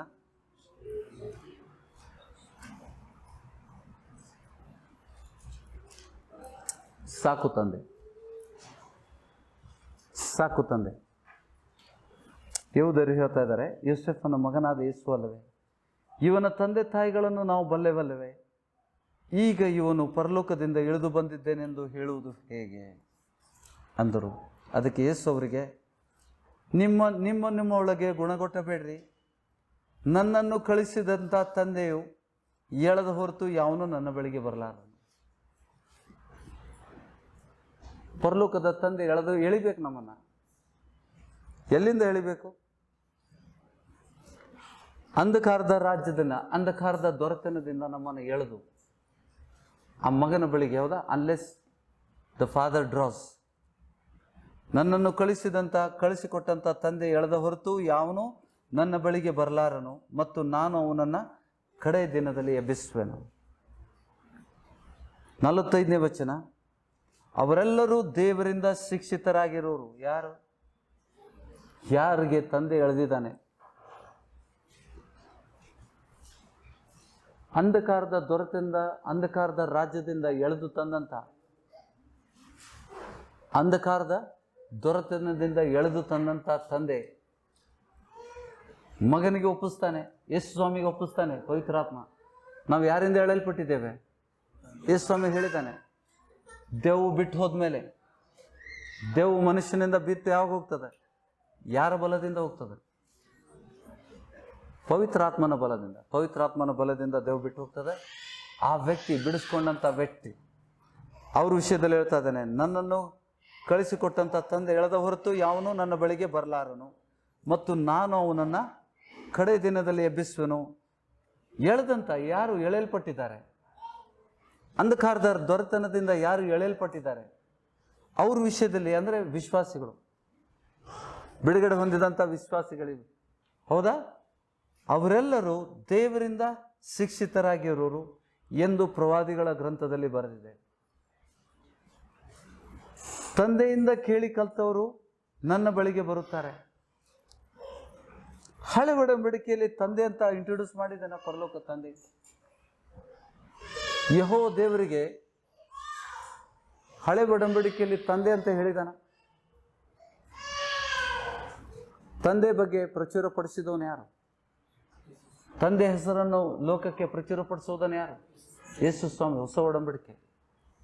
ಅದಕ್ಕೆ ಅಲ್ಲಿ ಹೇಳ್ತಾ ಇದ್ದಾನೆ, ತಂದೆಯಿಂದ ಕೇಳಿ ಕಲ್ತವನು, ಅವರೆಲ್ಲರೂ ದೇವರಿಂದ ಶಿಕ್ಷಿತರಾಗಿರೋರು ಎಂದು ಪ್ರವಾದಿಗಳ ಗ್ರಂಥದಲ್ಲಿ ಬರೆದಿದೆ. ಈಗ ಓದಿದ್ವಲ್ಲ ಯೆರೆಮೀಯನ ಗ್ರಂಥ. ತಂದೆಯಿಂದ ಕೇಳಿ ಕಲ್ತವರು ನನ್ನ ಬಳಿಗೆ ಬರುತ್ತಾರೆ. ಯೇಸು ಸ್ವಾಮಿ ಬಳಿಗೆ ಬರಬೇಕಂದ್ರೆ ನೋಡಿ ಎಷ್ಟು ಡೀಪ್ ಇದೆ ಅದು. ತಂದೆಯಿಂದ ಕೇಳಿ ಕಲ್ತವರು ನನ್ನ ಬಳಿಗೆ ಬರ್ತಾರೆ. ನೀವು ಹೇಳ್ತೀರಾ? ಪವಿತ್ರಾತ್ಮನಿಂದ ಕೇಳಿ ಕಲ್ತವರು ನನ್ನ ಬಳಿಗೆ ಬರ್ತಾರೆ ಅಂತ ಹೇಳ್ತಾ ಇದ್ದಾನೆ. ಯೇಸು ಸ್ವಾಮಿ ಬಳಿಗೆ ನಾವು ಹೋಗ್ಬೇಕಾದ್ರೆ ಏನು ಮಾಡಬೇಕು? ಪವಿತ್ರಾತ್ಮನಿಂದ ಹೇಗೆ ಕಲಿತೀರಿ? ಧರ್ಮಶಾಸ್ತ್ರ ಒಳಗಡೆ ಬರುವುದು ಯಾವಾಗ? ದೇವರ ಆತ್ಮನನ್ನು ಹೊಂದಿದಾಗ. ಹೌದಾ? ಇದನ್ನು ನೋಡಿ ಯೋಹಾನ ಹೇಗೆ ಗ್ರಹಿಸಿದ್ದ. ಯೋಹಾನ ಬರೆದಿದ್ದು ಸುವಾರ್ತೆ ಇದು. ಯೋಹಾನಿಗೆ ಒಂದು ವೇಳೆ ಅರ್ಥ ಆಗಲಿಲ್ಲ ಅಂದರೆ, ಯೇಸು ಸ್ವಾಮಿಗೆ ಪ್ರಿಯ ಶಿಷ್ಯನವನು. ದೇವ್ರ ವಚನದಲ್ಲಿದೆ, ಯೇಸು ಸ್ವಾಮಿ ಪ್ರೀತಿಸುವಂಥ ಶಿಷ್ಯ. ಆತನ ಎದೆಗೆ ಹೊರಕೊಂಡಿದ್ದ, ಯಾವಾಗಲೂ ಎದೆಗೆ ಒರಗಿಕೊಳ್ಳುವಂಥ ಶಿಷ್ಯ. ಆತನಿಗೆ ಕೇಳ್ತಾ ಇದ್ದಾನೆ, ಕೇಳ್ತಾನ ಯೇಸು ಸ್ವಾಮಿಗೆ, ಸ್ವಾಮಿ ಇದರ ಅರ್ಥ ಏನಂತ. ಅವರೆಲ್ಲರೂ ತಿಳ್ಕೊಂಡು ನಂತರ ಪವಿತ್ರಾತ್ಮನ ಮೂಲಕ ತಿಳ್ಕೊಂಡು ತನ್ನ ಪತ್ರಿಕೆಯಲ್ಲಿ ಹೇಳ್ತಾ ಇದ್ದಾನೆ, ಆತನಿಂದ ಹೊಂದಿದ ಅಭಿಷೇಕ, ಯೇಸು ಕ್ರಿಸ್ತನಿಂದ, ಪವಿತ್ರಾತ್ಮನಿಂದ ಮತ್ತು ಬೆಂಕಿಯಿಂದ ಅಭಿಷೇಕಿಸುವನು ಯಾರು? ಯೋಹಾನ ಸಾಕ್ಷಿ ನುಡಿದಿದ್ದಾನೆ, ನನ್ನ ನಂತರ ಬರುವಂಥ ಆತನ ಕೆರೆಗಳನ್ನು ಹೊರಲಿಕ್ಕೆ ನಾನು ಅಯೋಗ್ಯನಾಗಿದ್ದೇನೆ ಅಂತ ಹೇಳ್ತಾನೆ. ಆ ವ್ಯಕ್ತಿ ಯೇಸು ಸ್ವಾಮಿಯನ್ನು ಸೂಚಿಸ್ತಾ ಇದ್ದಾನವನು. ಆತನು ನಮ್ಮನ್ನು ಪವಿತ್ರಾತ್ಮನಿಂದ ಬೆಂಕಿಯಿಂದ ಅಭಿಷೇಕಿಸ್ತಾನೆ. ಆ ಅಭಿಷೇಕವು ನಿಮ್ಮಲ್ಲಿ ನೆಲೆಗೊಂಡ್ರೆ, ಅಂದರೆ ವಾಸ ಮಾಡಬೇಕು. ಯಾವಾಗ जब हम पवित्र आत्मा को, क्रिस्त का आत्मा को, पवित्र आत्मा को प्राप्त करना, क्रिस्त को प्राप्त करना, दोनों एक ही है. पवित्र जब प्रभु की आत्मा अंदर आ गई तो क्या आ गया? ಧರ್ಮಶಾಸ್ತ್ರ. ಅದಕ್ಕೆ ಹೇಳ್ತಾ ಇದ್ದಾನೆ ನೋಡಿ, ಅಲ್ಲಿ ಪತ್ರಿಕೆಗೆ ಹೋಗುವ ಹಿಂದೆ ಓದಿದ್ದೇವೆ. ಈಗ ನಿಮ್ಮನ್ನು ಬೋಧಿಸ್ತಾ ಇಲ್ಲ ನಾನು, ಈಗ ನಿಮ್ಮನ್ನು ಬೋಧಿಸ್ತಾ ಇಲ್ಲ, ನೀವು ಇನ್ನೊಬ್ಬರಿಗೆ ಬೋಧಿಸುವಂತೆ ವಚನ ಕೊಡ್ತಾ ಇದ್ದೇನೆ. ಹೌದಾ? ನೀವು ಇನ್ನೊಬ್ಬರಿಗೆ ಬೋಧಿಸುವಂತೆ ನಿಮ್ಗೆ ವಚನ ಕೊಡ್ತಾ ಇದ್ದೇನೆ. ಎಲ್ಲರೂ ಲಕ್ಷ್ಯ ಇಟ್ಟು ನೋಡ್ರಿ, ಎಲ್ಲ ವಚನ ಸಿಕ್ಕರೆ ಮಾತ್ರ ನೀವು ಈ ವಿಷಯಗಳಲ್ಲಿ ಗೆಲ್ತೀರಿ, ಇಲ್ಲಾಂದ್ರೆ ಇಲ್ಲ. ಆ ಸಮಯದಲ್ಲಿ ದಯವಿಟ್ಟು ಫೋನ್ ಮಾಡಬೇಡ, ನೋಟ್ಸ್ ರೆಫರೆನ್ಸ್ ಮಾಡಿರಿ. ಎಷ್ಟರವರೆಗೆ ನೋಟ್ಸ್ ನೋಡ್ತೀರಿ? ಪರ್ಫೆಕ್ಟ್ ಆಗೋವರೆಗೆ. ನೀವು ಕಲ್ತಿದ್ದನ್ನು ಬರ್ಕೊಂಡಿದ್ದನ್ನು ಪರ್ಫೆಕ್ಟ್ ಆಗಬೇಕು. ವಚನದಲ್ಲಿ ಪ್ರವೀಣನಾದವನು ಗುರುವಿನಂತೆ ಆಗ್ತಾನೆ. ಎಲ್ಲರೂ ಈ ಸಭೆಯಲ್ಲಿ ಎಲ್ಲರೂ ಗುರುವಿನಂತೆ ಆಗಲಿಕ್ಕೆ ಪ್ರಯಾಸ ಪಡಬೇಕು. ಎಷ್ಟು ಜನ ಆಗ್ತಾರೆ ನಂಗೆ ಗೊತ್ತಿಲ್ಲ. ಯಾರು ಪ್ರಯಾಸ ಪಡ್ತಾರೆ ಅವ್ರು ಆಗ್ತಾರೆ. ನಾವು वचन सीखते हम कैसे बनते? गुरु के माफिक बनते, सामर्थ्य मिल जाता है हमको. ದೇವರಾತ್ಮನ ಕಾರ್ಯಗಳು ಮೊದಲು ನಿಮಗೆ ಪವಿತ್ರಾತ್ಮ ಮುಡ್ತಾ ಇರಲಿಲ್ಲ. ವಚನ ಕೇಳ್ತಾ ಪವಿತ್ರಾತ್ಮ ಸ್ಪರ್ಶ करने लगा. So you become very sensitive. ಯೇಸುವಿನ ಹೆಸರು ತಗೊಂಡ ತಕ್ಷಣ ನಿಮಗೆ ಕರೆಂಟ್ ಪಾಸ್ ಆಗ್ಲಿಕ್ಕೆ ಶುರು ಆಗ್ತದೆ. ಪೈಲ ನೈ ಹೋತಾತ. ಸಹಿ ಹೈ. ಮೊದಲು ಕಟ್ಟಿಗೆ ಬಡ್ಡಿ ನಾಟ ನಿಂತಾಗ ನಿಲ್ತಿದ್ರಿ, ಏನಾಗ್ತಿರ್ಲಿಲ್ಲ. ಈಗ ನಿಮ್ಗೆ ಆಗ್ತಾ ಇದೆ. ನಿಮ್ಮ ತೂಕ ಗಾತ್ರ ಅಲ್ಲ, ದೇವರಾತ್ಮನ ಶಕ್ತಿ. ಕೆಂಪು ಸಮುದ್ರವನ್ನು ಇಬ್ಬಾಗಿಸಿದ ಶಕ್ತಿ ಅದು. ಲಾಲ್ ಸಮುದ್ರಕ್ಕೂ ವಿಭಜನೆ ಮಾಡಿದಂಥ ಶಕ್ತಿ ಅದು. ಆ ಶಕ್ತಿ ನಿಮ್ಮೊಳಗಡೆ ಬಂದಾಗ ಹೆಂಗಿರ್ತೀರಿ ನೀವು? ಧರ್ಮಶಾಸ್ತ್ರ ಒಳಗಡೆ ಬಂದಿದ್ದು. ಆ ಧರ್ಮಶಾಸ್ತ್ರ देखो जो हर एक प्रवादी को सिखाया, ओ परमेश्वर तुम्हारे अंदर अगर आता है तुम क्या बन जाते? ಗುರುವಿನಂತೆ ಆಗ್ತೀರಿ. ಆ ಪ್ರಯಾಸಕ್ಕೆ ಹೋರಾಡ್ರಿ. ಆ ಪ್ರಯಾಸ ಓಡಬೇಕಾದ್ರೆ ಅತ್ತಾಗಿತ್ತಾಗ ನೋಡಬಾರ್ದು. ನಡುಕು ವಡಪಾವು ಭಜಿಯವರು ಬರ್ತಾರೆ, ಹೊಟ್ಟೆ ಕೆಡ್ಸಾಕ ತಿನ್ಬಾಡ್ರಿ. ಕೆಟ್ಟದ್ದನ್ನು ತಿರಸ್ಕಾರ ಮಾಡಲಿಕ್ಕೆ ಕಲೀರಿ. ಒಬ್ಬ ಸ್ಪೋರ್ಟ್ಸ್ಮನ್ನು ಅವನು ಗೋಲ್ಡ್ ಮೆಡ್ಲಿಗೆ ಏನು ಇಡ್ತಾನೆ, ಅವನು ಇಲ್ಲದ್ದು ಸಲ್ಲದ್ದು ನೀವು ಅವ್ನಿಗೆ ಹೋಗಿ ತಿನ್ನಿಸ್ರಿ. ದೋಸ್ತ ಒಳ್ಳೆ ಬಿರಿಯಾನಿ ತಂದೇನೆ, ಬಾ ತಿನ್ನೋಣ. ನೈ ಬಾಬಾ, ಮುಜೆ ಮೇಂಟೈನ್ ಕರ್ನಾ, ಓಡಬೇಕು, ನನ್ನ ಗೋಲ್ಡ್ ಮೆಡಲ್ ಗೆಲ್ಲಬೇಕು, ತಿನ್ನೋದಿಲ್ಲ ಅವನು. ಅಡೆತಡೆ ಮಾಡುವಂಥ ವ್ಯಕ್ತಿಗಳನ್ನು ದೂರ ಇಟ್ಬಿಡ್ತಾನೆ. जो हमारे आत्मिक जीवन में बाधाई डालने वाले लोगों को अलग कर देता हो. ಚಾಡಿ ಹೇಳ್ತಿ ಮಗನ, ಬೇಡ ಹೋಗಿ ಬಾಗಲ ಬಂದು ಬ್ಲಾಕ್ ಮಾಡಿಬಿಡ್ರಿ. ಚಾಡಿ ಹೇಳೋರನ್ನ ಬ್ಲಾಕ್ ಮಾಡಿಬಿಡ್ರಿ. ನಿಮ್ಮ ಆತ್ಮ ಜೀವನ ಚೆನ್ನಾಗಿರ್ತದ. ಕಲ್ತಿದ್ದೀರಾ? ಚಾಡಿ ಹೇಳೋದು ಕೇಳೋದ್ರಿಂದ ಸೈತಾನ ಹಿಡಿತಾನ. ಅನುಭವಿಸಿದ್ದೀರಾ? ಎಷ್ಟು ಜನ ಅನುಭವಿಸಿದ್ದೀರಿ? ಪ್ರಾಮಾಣಿಕವಾಗಿ ಹೇಳ್ರಿ. ದೇವ್ರ ಶಕ್ತಿ ಆಗ್ತದ. ನಾನು ಮಾಡಿದ್ದೇನೆ, नाचके पड़ो आवश्यकता ಇಲ್ಲ. ये गलत मैंने किया है, अनुभव के साथ मैं तुमको सिखा रहा हूं. ಈಗಲ್ಲ, ಹಿಂದೆ एक समय था, मालूम नहीं था, ये चीज़ मालूम नहीं था. जब भी मुझे मालूम नहीं पड़ता था ನಾವು ಸೈತಾನನ ವಶಕ್ಕೆ ಹೋಗ್ತೇವೆ ಅಂತ ಗೊತ್ತಿರಲಿಲ್ಲ. ನಮ್ಗೆ ಯಾರೂ ಕಲಿಸ್ಲಿಲ್ಲ. ಮುಜೆ ಕಿಸಿನೇ ನೈ ಸಿಕ್ಕಾ, ಇದನ್ನು ಮಾಡಬಾರ್ದು ಅಂತ ಬಿಟ್ಟು ಯಾರೂ ಕಲಿಸ್ಲಿಲ್ಲ ನನಗೆ. ದೇವರಾತ್ಮನೇ ನನಗೆ ವಚನದ ಮೂಲಕ ಈ ಸಭೆಗೆ ಕಲಿಸ್ತಾ ಇದ್ದಾನೆ.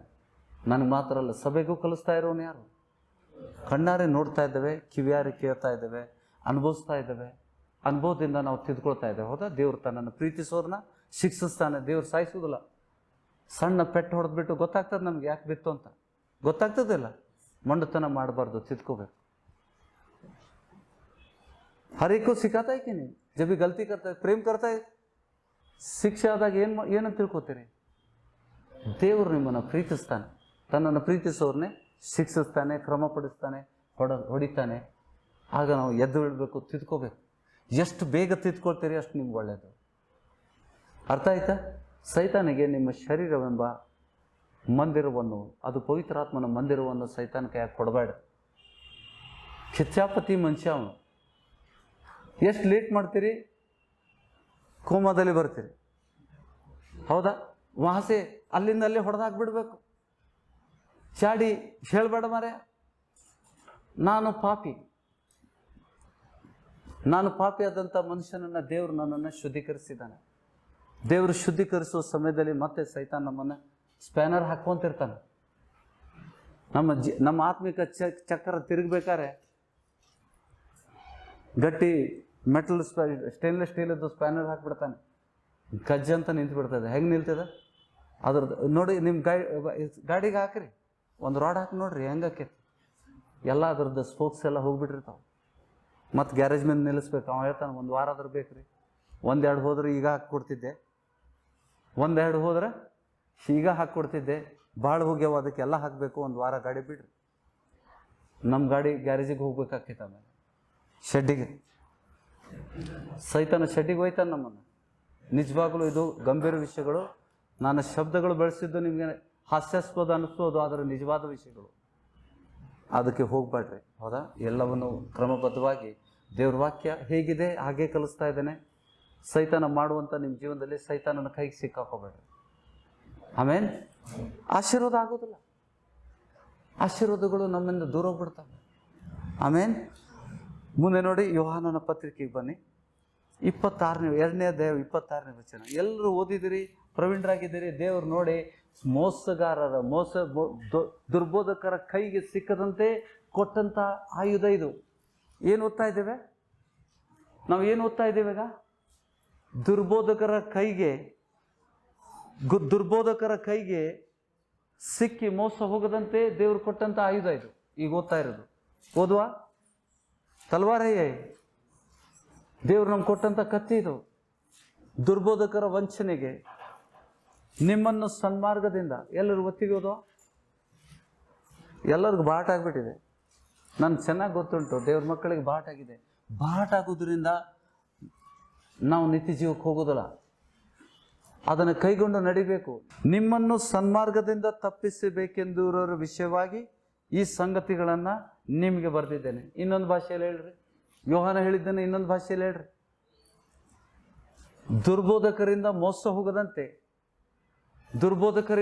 ಹೋಗದಂತೆ ನಿಮ್ಮನ್ನು ಎಚ್ಚರಿಸಿ ಬರಿತಾ ಇದ್ದೇನೆ. ಹೌದಾ? ಏನು ಬರಿತಾ ಇದ್ದೇನೆ? 27ನೇ ವಚನದಲ್ಲಿ, ಆದರೆ ದುರ್ಬೋಧಕರನ್ನ ಬಿಡ್ರಿ. ಒಂದು ವೇಳೆ ನೀವು ಆತನಿಂದ ಅಭಿಷೇಕ, ಯೇಸು ಕ್ರಿಸ್ತನಿಂದ ಆತನಿಂದ ನೀವು ಹೊಂದಿದ ಅಭಿಷೇಕವು ನೆಲೆಗೊಳ್ಳಬೇಕು ಅಂತ ಹೇಳ್ತಾನೆ. ನಿಮ್ಮ ಒಳಗಡೆ ನೆಲೆಗೊಂಡಿರುವುದರಿಂದ ಯಾವನಾದರೂ ನಿಮಗೆ ಉಪದೇಶ ಮಾಡುವ ಅವಶ್ಯವಿಲ್ಲ. ಓಕೆ, ಏನದು ಅಭಿಷೇಕ? ಧರ್ಮಶಾಸ್ತ್ರ. The lawgiver is inside you. ಧರ್ಮಶಾಸ್ತ್ರವನ್ನು ಕೊಡುವಂತ ದೇವರಾತ್ಮನು ನಿಮ್ಮ ಒಳಗಡೆ ವಾಸ ಮಾಡ್ತಾ ಇದ್ದಾನೆ. Are you getting? ಗ್ರಹಿಸ್ತಾ ಇದ್ದೀರಾ? ಉಚ್ಚರಿಸ್ತೀರಾ?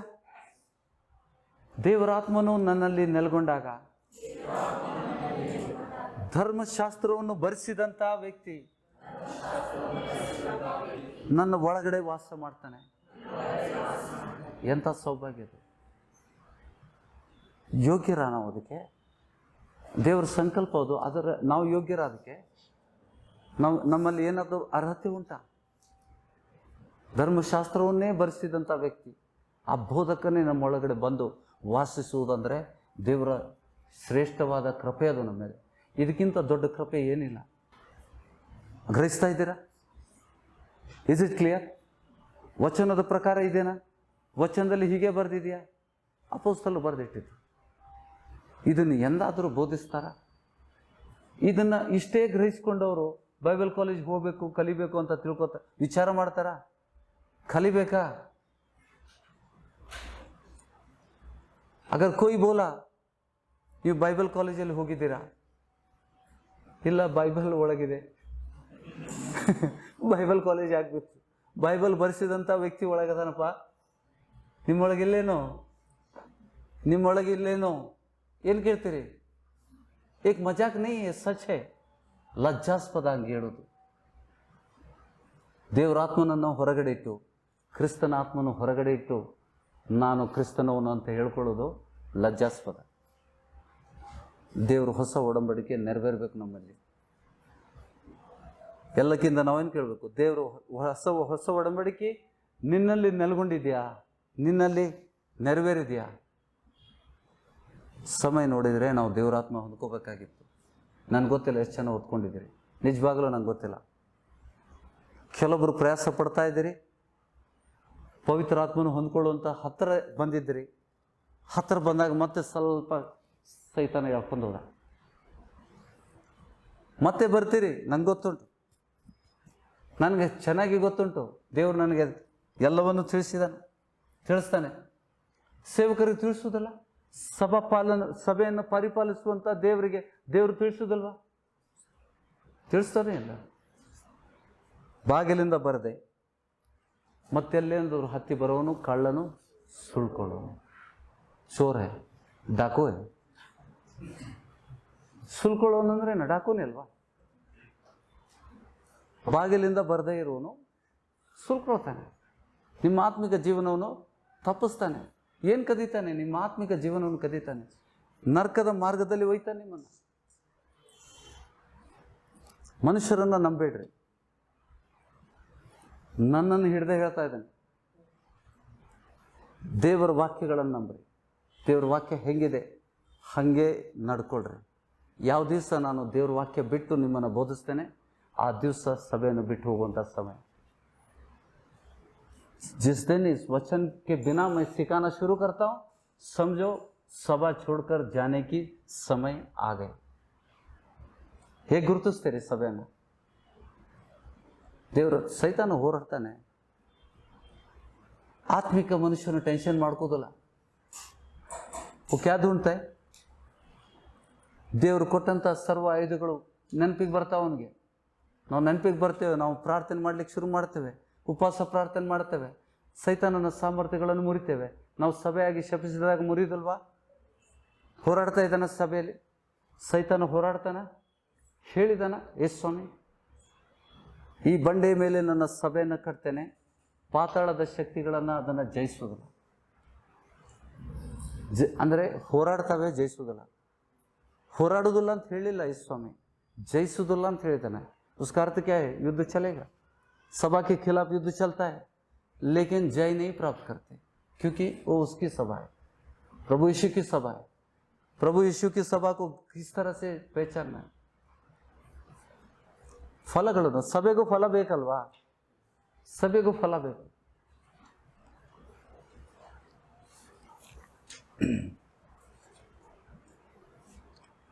ನೋಡಿ, ಮತ್ತೊಮ್ಮೆ ಓದ್ಕೊಳ್ಳ. 27ನೇ ವಚನ ಪೂರ್ತಿ ಮಾಡಲಿಲ್ಲ.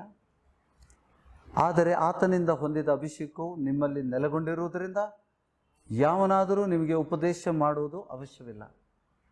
ಗ್ರಾಮರ್ ಅಬ್ಸರ್ವ್ ಮಾಡ್ರಿ. ಯೋಹಾನ ಬರೆದಂಥ ವ್ಯಾಕರಣ, ಭಾಷೆಗಳನ್ನು, ಭಾಷಾ ಸಮಜೋ. ಓಕೆ, ಹಾಗೆ ಬಡೆಂಗೆ. ಯಾವನಾದರೂ ನಿಮಗೆ ಉಪದೇಶ ಮಾಡುವ ಅವಶ್ಯವಿಲ್ಲ. ಆತನಿಂದ ಹೊಂದಿದ ಅಭಿಷೇಕವು ಅಂತ ಹೇಳಿದ್ದಾನೆ. जैसा कि एक वस्तु है, अभिषेक एक वस्तु है. आगे कह रहा है कि ಆತನು ಮಾಡಿದ ಅಭಿಷೇಕವು ಎಲ್ಲ ವಿಷಯಗಳಲ್ಲಿ ನಿಮಗೆ ಉಪದೇಶ ಮಾಡುವಂಥದ್ದು ಆಗಿದ್ದು ಸತ್ಯವಾಗಿದೆ, ಸುಳ್ಳಲ್ಲ. वो बोधना सच है, क्योंकि ऑथर है. इस किताब जो हाथ में हमारी किताब है धर्मशास्त्र की, उसका ऑथर है. He is author. Holi spirit is author. जिसने लिखने को कहा है वो आत्मा हमारे अंदर है, सो बोधक अंदर है. इसके लिए जो वो सिखाता है वो सच है. तो इंसान के द्वारा गलत सीख सकते हैं, लेकिन पवित्र आत्मा के द्वारा गलत नहीं, सत्य है. वो सच है, उसमें बने रहो बोलता है. आगे देखो क्या कहता है. ಅದು ಸುಳ್ಳಲ್ಲ, ಅದು ನಿಮಗೆ ಉಪದೇಶ ಮಾಡಿದ ಪ್ರಕಾರ. ನೋಡಿ, ಅದು ಅಂತಾನೆ, ನಂತರ ಆತನು ಅಂತಾನೆ. ದೇಖೋ ವಚನ ನೋಡ್ರಿ, ನನ್ನ ಕಡೆ ನೋಡ್ಬೇಡ್ರಿ. ಅದು ನಿಮಗೆ, ಲಾಸ್ಟ್ ಲೈನ್, ಅದು ಎಲ್ಲರೂ ಹೇಳ್ತೀರಾ, ಅದು ನಿಮಗೆ ಉಪದೇಶ ಮಾಡಿದ ಪ್ರಕಾರ ಆತನಲ್ಲಿ ನೆಲೆಗೊಂಡ್ರಿ. ಒಂದೇ ಲೈನಲ್ಲಿ ಅದೂನು ಅಂತಾನೆ, ಆತನು ಅಂತಾನೆ. ಆತನು ಅಂದರೆ ಸ್ತ್ರೀಗೆ ಪುರುಷ. ಬೋಧಕ ಯಾರು? ಪವಿತ್ರಾತ್ಮ. ಪವಿತ್ರಾತ್ಮನಿಗೆ ಆತನು ಅಂತ ಹೇಳ್ತಾನೆ, ಅದು ಕೂಡ ಅಂತ ಹೇಳ್ತಾರೆ. ಅದಕ್ಕೆ ಹೇಳಿದೆ ಭಾಷೆಗಳನ್ನು ಅರ್ಥ ಮಾಡಿಕೊಡ್ರಿ. ಮರಾಠಿ ಮೇ ಪಡಿ ಈಗ.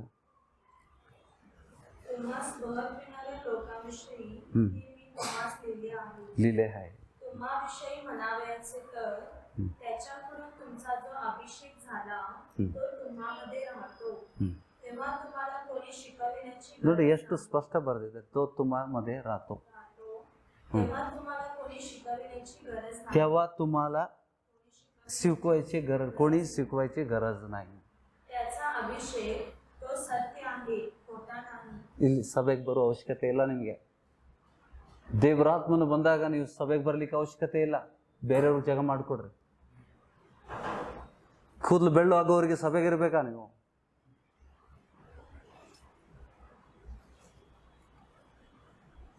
ವಚನ ಕೇಳೋಮೆ. ಈಗ ಕಲೀಲಿಕ್ಕೆ ಬರ್ತೀರಿ ಅಲ್ಲ, ಇಲ್ಲಿ ಕಲೀಲಿಕ್ಕೆ ಸಿಗ್ತದಂತ ಬರ್ತೀರಿ.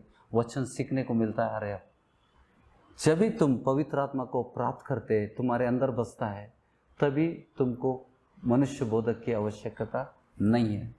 अभी उस समय तुम गलत भी अगर सीखे तो उस समय तुमको गलत क्या सच क्या है सभी साफ चलेगा. क्योंकि पवित्र आत्मा जो is the law giver is teaching you. तो प्रभु यीशु ही तुमको आत्म रूप से सिखा रहा है, जिसने वचन दिया है. यहोवा परमेश्वर तुम्हारे अंदर आत्म रूप से बस रहा है, वही तुमको सिखा रहा है.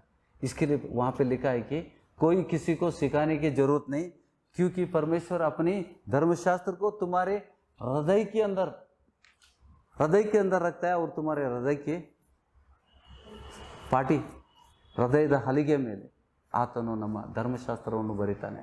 ಈ ಕಾರಣದಿಂದ ಹೊಸ ಒಡಂಬಡಿಕೆಯಲ್ಲಿ ಯಾರು ಯಾರನ್ನು ಬೋಧಿಸುವುದು ಅವಶ್ಯವಿಲ್ಲ. ಆಮೇಲೆ ಅದನ್ನು ಹೊಂದ್ಕೊಳ್ಳದೆ ಇದ್ರೆ ಏನಾಗ್ತದೆ, ಒಂದು ವೇಳೆ ಅಭಿಷೇಕನ ಹೊಂದ್ಕೊಳ್ಳದೆ ಇದ್ರೆ, अगर पवित्र आत्मा को अगर हम नहीं है तो प्रभु बोलेगा मैं नहीं जानता हूँ. उस दिन बहुत लोग कहेंगे ಸ್ವಾಮಿ ಸ್ವಾಮಿ ಅನ್ನೋರು ಪರಲೋಕ ರಾಜ್ಯದಲ್ಲಿ ಸೇರುವುದಲ್ಲ. ಯಾಕೆಂದರೆ ನೀವು ಹೊಸ ಒಡಂಬಡಿಕೆಯಲ್ಲಿ ಎಂಟ್ರಿನೇ ಹೊಡೆದಿಲ್ಲಲ್ಲ, ಧರ್ಮಶಾಸ್ತ್ರ ಇಡಾಕ ಕೊಟ್ಟಿಲ್ಲಲ್ಲ ನಂಗೆ.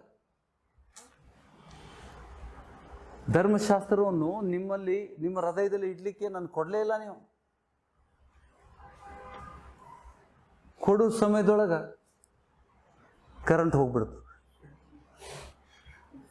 ಸೈತಾನ ಸ್ವಿಚ್ ಆಫ್ ಮಾಡಿದ, ಹಿಂಗೆ ಇಡಾಕ ಬಂದಾನ, ಸ್ವಿಚ್ ಆಫ್ ಹೋತ, ಕರೆಂಟ್ ಹೋತ. ನಾನು ಹೇಗೆ ಹೊಂಟಿತ್ತು ಹೇಳ್ರಿ. 15 दिन पहले कैसा चल रहा था?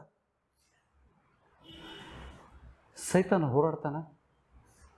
ನೀವು ಪವಿತ್ರ ಆತ್ಮ ಹೊಂದ್ಕೊಳ್ಳದಂತೆ ಹೋರಾಡ್ತಾನ. ತಿಳ್ಕೊಬೇಕಾ? ಕಲಿತಾ ಇದ್ದೇವ. ಪ್ರತಿಯೊಬ್ಬರು ಪ್ರಯಾಸ ಪಡ್ರಿ. ಭಾಳ ಹತ್ತಿರ ಬಂದಿದ್ರಿ, ಸ್ಪ್ಯಾನರ್ ಹಾಕಿಬಿಟ್ಟ. ನಾವೆಲ್ಲರೂ ಕೈ ಜೋಡಿಸಿ ನಿಲ್ಲಬೇಕು. ಸ್ಪ್ಯಾನರ್ ಬರೋದಿಲ್ಲ ಒಳಗೆ. ಆತ್ಮಿಕ ಬೇಲಿ ಹಾಕಬೇಕು ಸಭೆಗೆ. ಯಾವುದಕ್ಕೂ ಭಯಪಡಬಾರ್ದು. ನೀವು ಯಾವಾಗ ಭಯಪಡ್ತೀರಿ? ಪೊಲೀಸ್ ಬಂದ್ರೆ ಅಂದ್ರೆ ಅಡ್ಕೋತೀರಿ? ಪೊಲೀಸರು ಬಂದರೆ ಅಡ್ಕೋತೀರಿ? ಯಾರಾದರೂ ರಸ್ತೆ ಮೇಲೆ ಪೊಲೀಸರು ನೋಡ್ಕೊಂಡು ಹೆದರಿ ಅಡ್ಕೋತೀರಿ? ಯಾವಾಗ ಹೆದರ್ತೀರಿ? ಯಾರು ಹೆದರ್ತಾರೋ?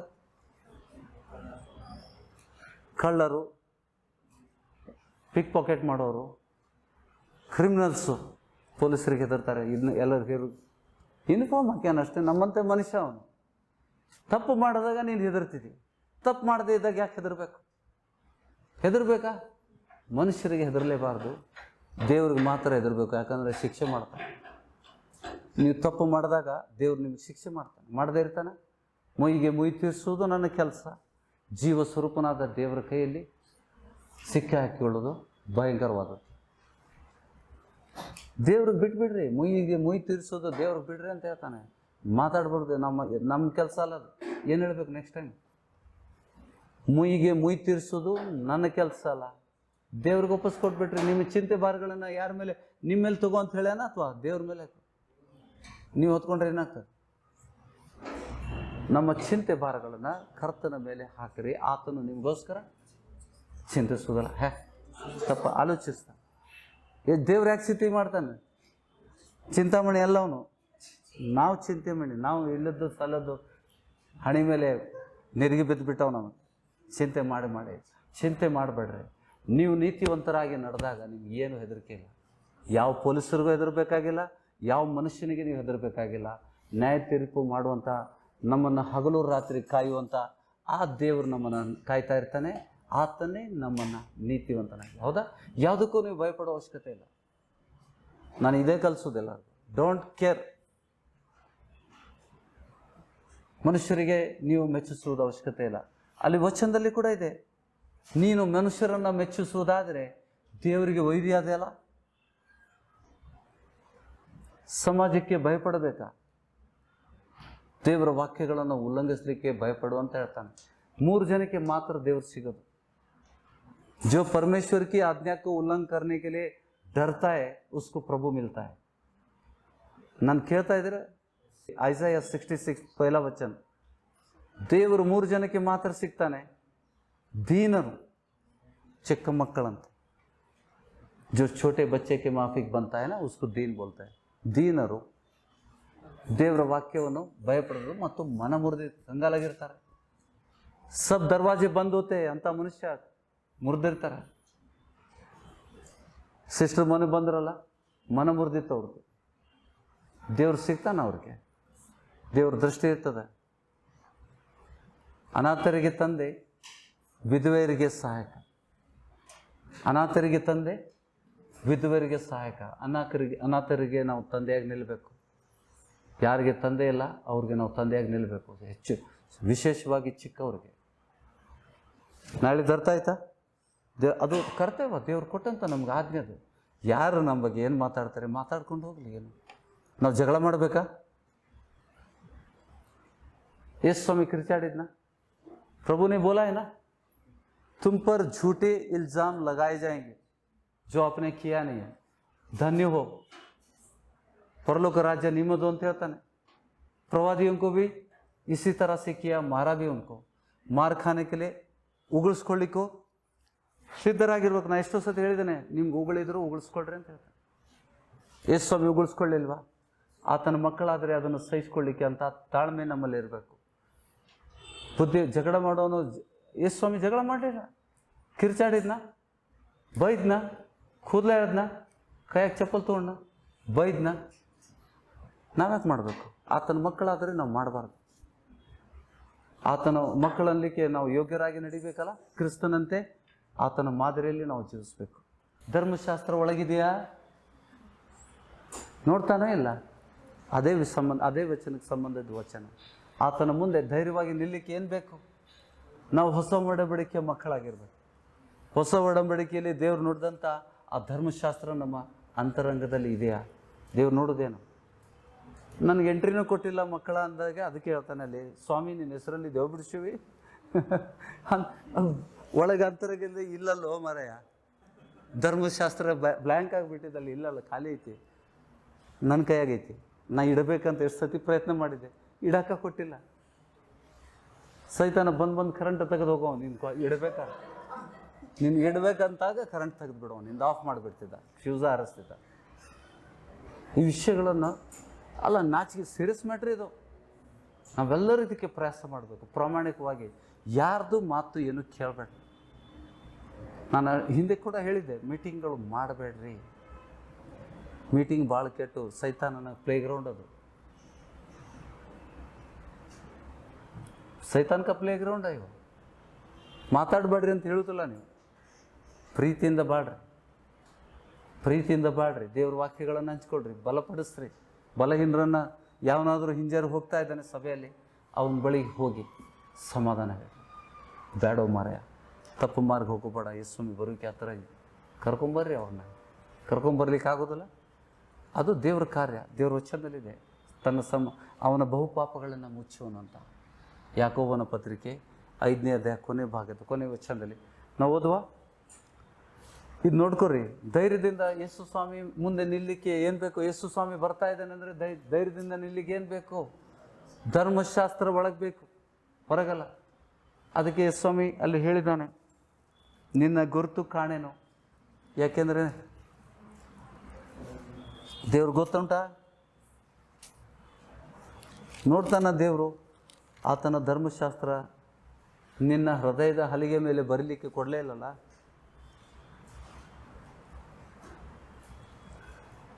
ನನ್ನ ಪಾಸ್ಟರ್ ಹೇಳಿಲ್ರಿ, ಯಾಕೋಬನ ಪತ್ರಿಕೆ 5ನೇ ಅಧ್ಯಾಯ ಕೊನೆ ವಚನ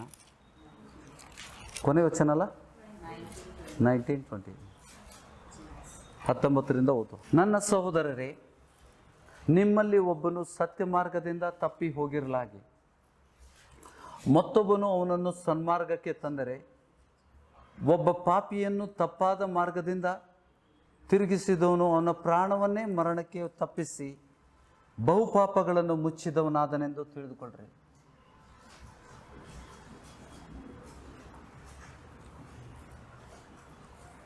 ನೀವು ಚೆನ್ನಾಗಿ ಹೋಗ್ತಾ ಇದ್ರಿ, ಮನೆಗೆ ಹೋಗಿ ಅಲ್ಲಿ ಪ್ರಾರ್ಥನೆ ಮಾಡಿ ಅಶುದ್ಧ ವಸ್ತುಗಳು ಏನಿದ್ದನ್ನು ಚೆನ್ನಾಗಿ ನಡೆಸಿದ್ರಿ, ಅದನ್ನೇ ಮಾಡಿರಿ. ಬಲಪಡಿಸುವಂಥದ್ದು ದೇವರು ಇನ್ನೂ ಹೆಚ್ಚಿನ ಸಾಮರ್ಥ್ಯ ಕೊಡ್ತಾನೆ. ಆದರೂ ಎಚ್ಚರಿಕೆಯಿಂದಿರಿ. ನನ್ನ ಪಾರ್ಟಿ ನಿನ್ನ ಪಾರ್ಟಿ ಬೇಡ. ನಾವು ಯಾರ ಪಾರ್ಟಿ?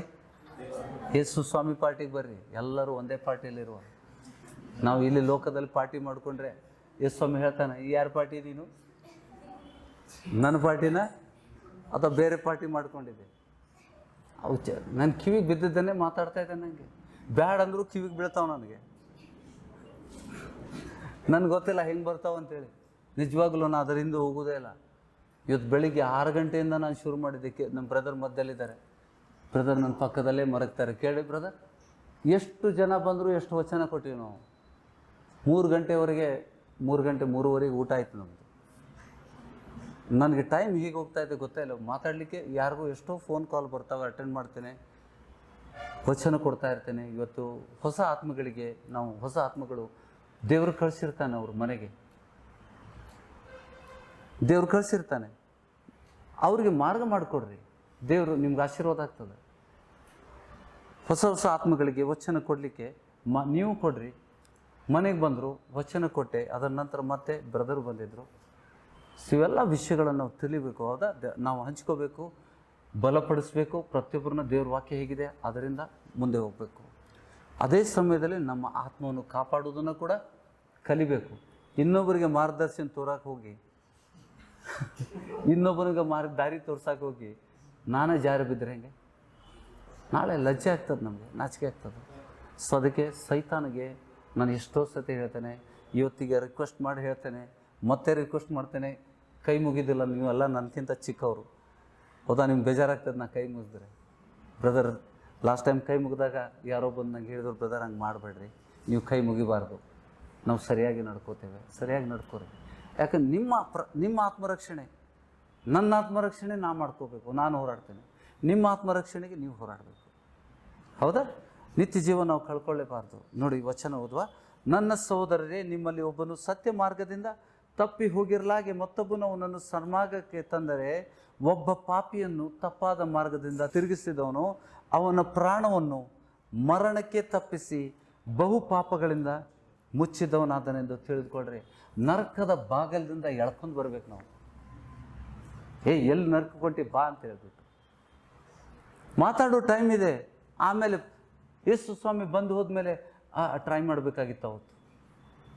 ಯಾಕೆಂದರೆ ಆ ವ್ಯಕ್ತಿ ಆ ಬೆಂಕಿಯಲ್ಲಿ ಕಿರ್ಚಾಡೋದನ್ನು ನಾವು ನೋಡ್ತೀವಿ. ಆ ಸಮಯದಲ್ಲಿ ಈ ಸಮಯದಲ್ಲಿ ಪ್ರಯತ್ನ ಮಾಡದೇ ಇದ್ರೆ ಮತ್ತೆ ಯಾವಾಗ ಮಾಡ್ತೀರಿ? ಭಾಳ ಕೆಲಸ ಉಂಟು ನಮಗೆಲ್ಲ. ಬೆಳೆವು ಭಾಳ, ಕೆಲಸಗಾರ ಕಡಿಮೆ. ಸೈತಾನ ನಮ್ಗೆ ಬೇರೆ ಕಡೆ ಡೈವರ್ಟ್ ಮಾಡಿಬಿಡ್ತಾನೆ. ಆಡ್ರಿ ಎಣ್ಣೆ ಹೆಚ್ಚು ಕಳಿಸ್ಬಿಡ್ತಾನೆ. ನಡ್ರಿ ಗಾಡಿ ಮನೆಗೆ ಹೋಗ್ರಿ. ಹೌದಾ? ಎಲ್ಲ ವಿಷಯಗಳನ್ನು ನಾವು ಕಲಿಬೇಕು, ಬುದ್ಧಿವಂತರಾಗಬೇಕು. ದೇವ್ರ ವಚನ ಶ್ರೇಷ್ಠವಾದದ್ದು. ದೇವರು ವಾಗ್ದಾನ ಮಾಡಿದ್ದಾನೆ 7 ಬಾರಿ ಬೆಳ್ಳಿ ಯಾವ ರೀತಿ ಶೋಧಿಸಲ್ಪಡ್ತದೆ ಆ ರೀತಿ ದೇವರ ವಚನ 7 ಬಾರಿ ಬೆಳ್ಳಿ ಮೂಲಕ ಶೋಧಿಸಲ್ಪಡಂತೆ ನಮಗೆ ಕೊಡಲ್ಪಟ್ಟಿದೆ. ಆ ವಾಕ್ಯಕ್ಕೆ ನಾವು ನಮ್ರತೆಯಿಂದ ಎದುರುಗೊಡಬೇಕು. ದೇವರು ನಮಗೇನು ವರ ಕೊಟ್ಟಿದ್ದಾನೆ ಅದನ್ನೆಲ್ಲ ನಾವು ಉಪಯೋಗಿಸ್ಕೋಬೇಕು. ಒಂದು ದೇಹ ಶರೀರ ಅಲ್ಲ, ಕ್ರಿಸ್ತನ ಶರೀರ. ಸಭೆ ಎಂಬ ಈ ಶರೀರಕ್ಕೆ ನೀವು ಅಂಗಗಳಾಗ್ರಿ. ಒಂದು ಅಂಗಕ್ಕೆ ನೋವಾದರೆ ಇನ್ನೊಂದು ಅಂಗಕ್ಕೆ ನೋವಾಗಬೇಕು. ಆ ಸಭೆ ವಿರುದ್ಧ ಹೋರಾಡಿದ್ರೆ ಏನಾಗ್ತದೆ? ಸಭೆ ವಿರುದ್ಧ ನಾವು ಕಾದಾಡಿದ್ರೆ ಏನಾಗ್ತದೆ? ಏನಾಗ್ತದೆ? ಸಭೆ ಯಾರು? ಯಾರ ಜೊತೆಗೆ ಹೋರಾಡ್ತಾ ಇದ್ದೇವೆ? ದೇವ್ರ ಜೊತೆಗೆ ಹೋರಾಡಲಿಕ್ಕೆ ನಾವು ಶಕ್ತರಾಗಿದ್ದೇವೆ?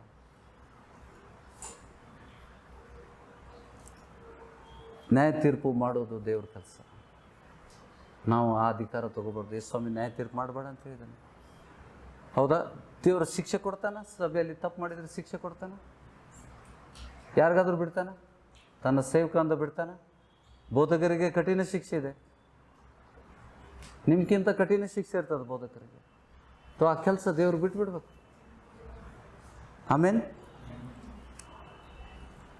ನಾನು ಹೇಳುದು, ನಾಳೆ ನಮ್ಮ ಮುಖ ನಮ್ಮ ಕನ್ನಡಾಗ ನೋಡೋಕೆ ನಮ್ಗೆ ನಾಚಿಕೆ ಆಗಬಾರ್ದು. ನಾವು ನೀತಿವಂತರು ಇಲ್ಲ ಅಂತಂದರೆ ನಮ್ಮ ಕನ್ನಡಿ ನಾವು 5 ನಿಮಿಷ ನಿಲ್ಲಕ್ಕಾಗೋದಿಲ್ಲ. ಕೂದಲ ಬಾಚಾಕೆ ನಿಲ್ಲೋದು ಬೇರೆ. ನೀವೇನು ನೋಡ್ತಿರ್ತೀರಿ? ಮುಖ ನೋಡ್ತೀರಿ ಅಥವಾ ಕೂದಲ? ನೀವು ಕೂದಲ ಬಾಚ್ಬೇಕಾದ್ರೆ ನಿಮ್ಮದು ಇದು ಡಿವೈಡರ್ ನೋಡ್ತೀರಿ, ಇತ್ತಾಗ ನಡಕ, ಹೌದಲ್ಲ? ಅವಾಗ ಇದು ಮಾಡ್ಕೋತೀರಿ, ಮುಖ ನೋಡೋದಿಲ್ಲ ನೀವು. ನಾನು ಹೇಳಿದ್ದು ಮುಖ ನೋಡ್ರಿ ಅಂತೇಳಿ. ನೀನು ತಪ್ಪಿತಸ್ಥನಾದರೆ ನಿನ್ನ ಮುಖ ನೀನು ಕನ್ನಡಾಗ ನೋಡೋಕ್ಕಾಗೋದಿಲ್ಲ. ನಿನ್ನ ಆತ್ಮ ನಿನ್ನನ್ನು ಗದರಿಸ್ತದೆ. ಹೇಳಿ ಹೋಗಿ ಬಾಬಾ ಕನ್ನಡಾಗ ಮಾತಾಡ್ತೈತಿ, ಮುಖ ನೋಡ್ಕೊ.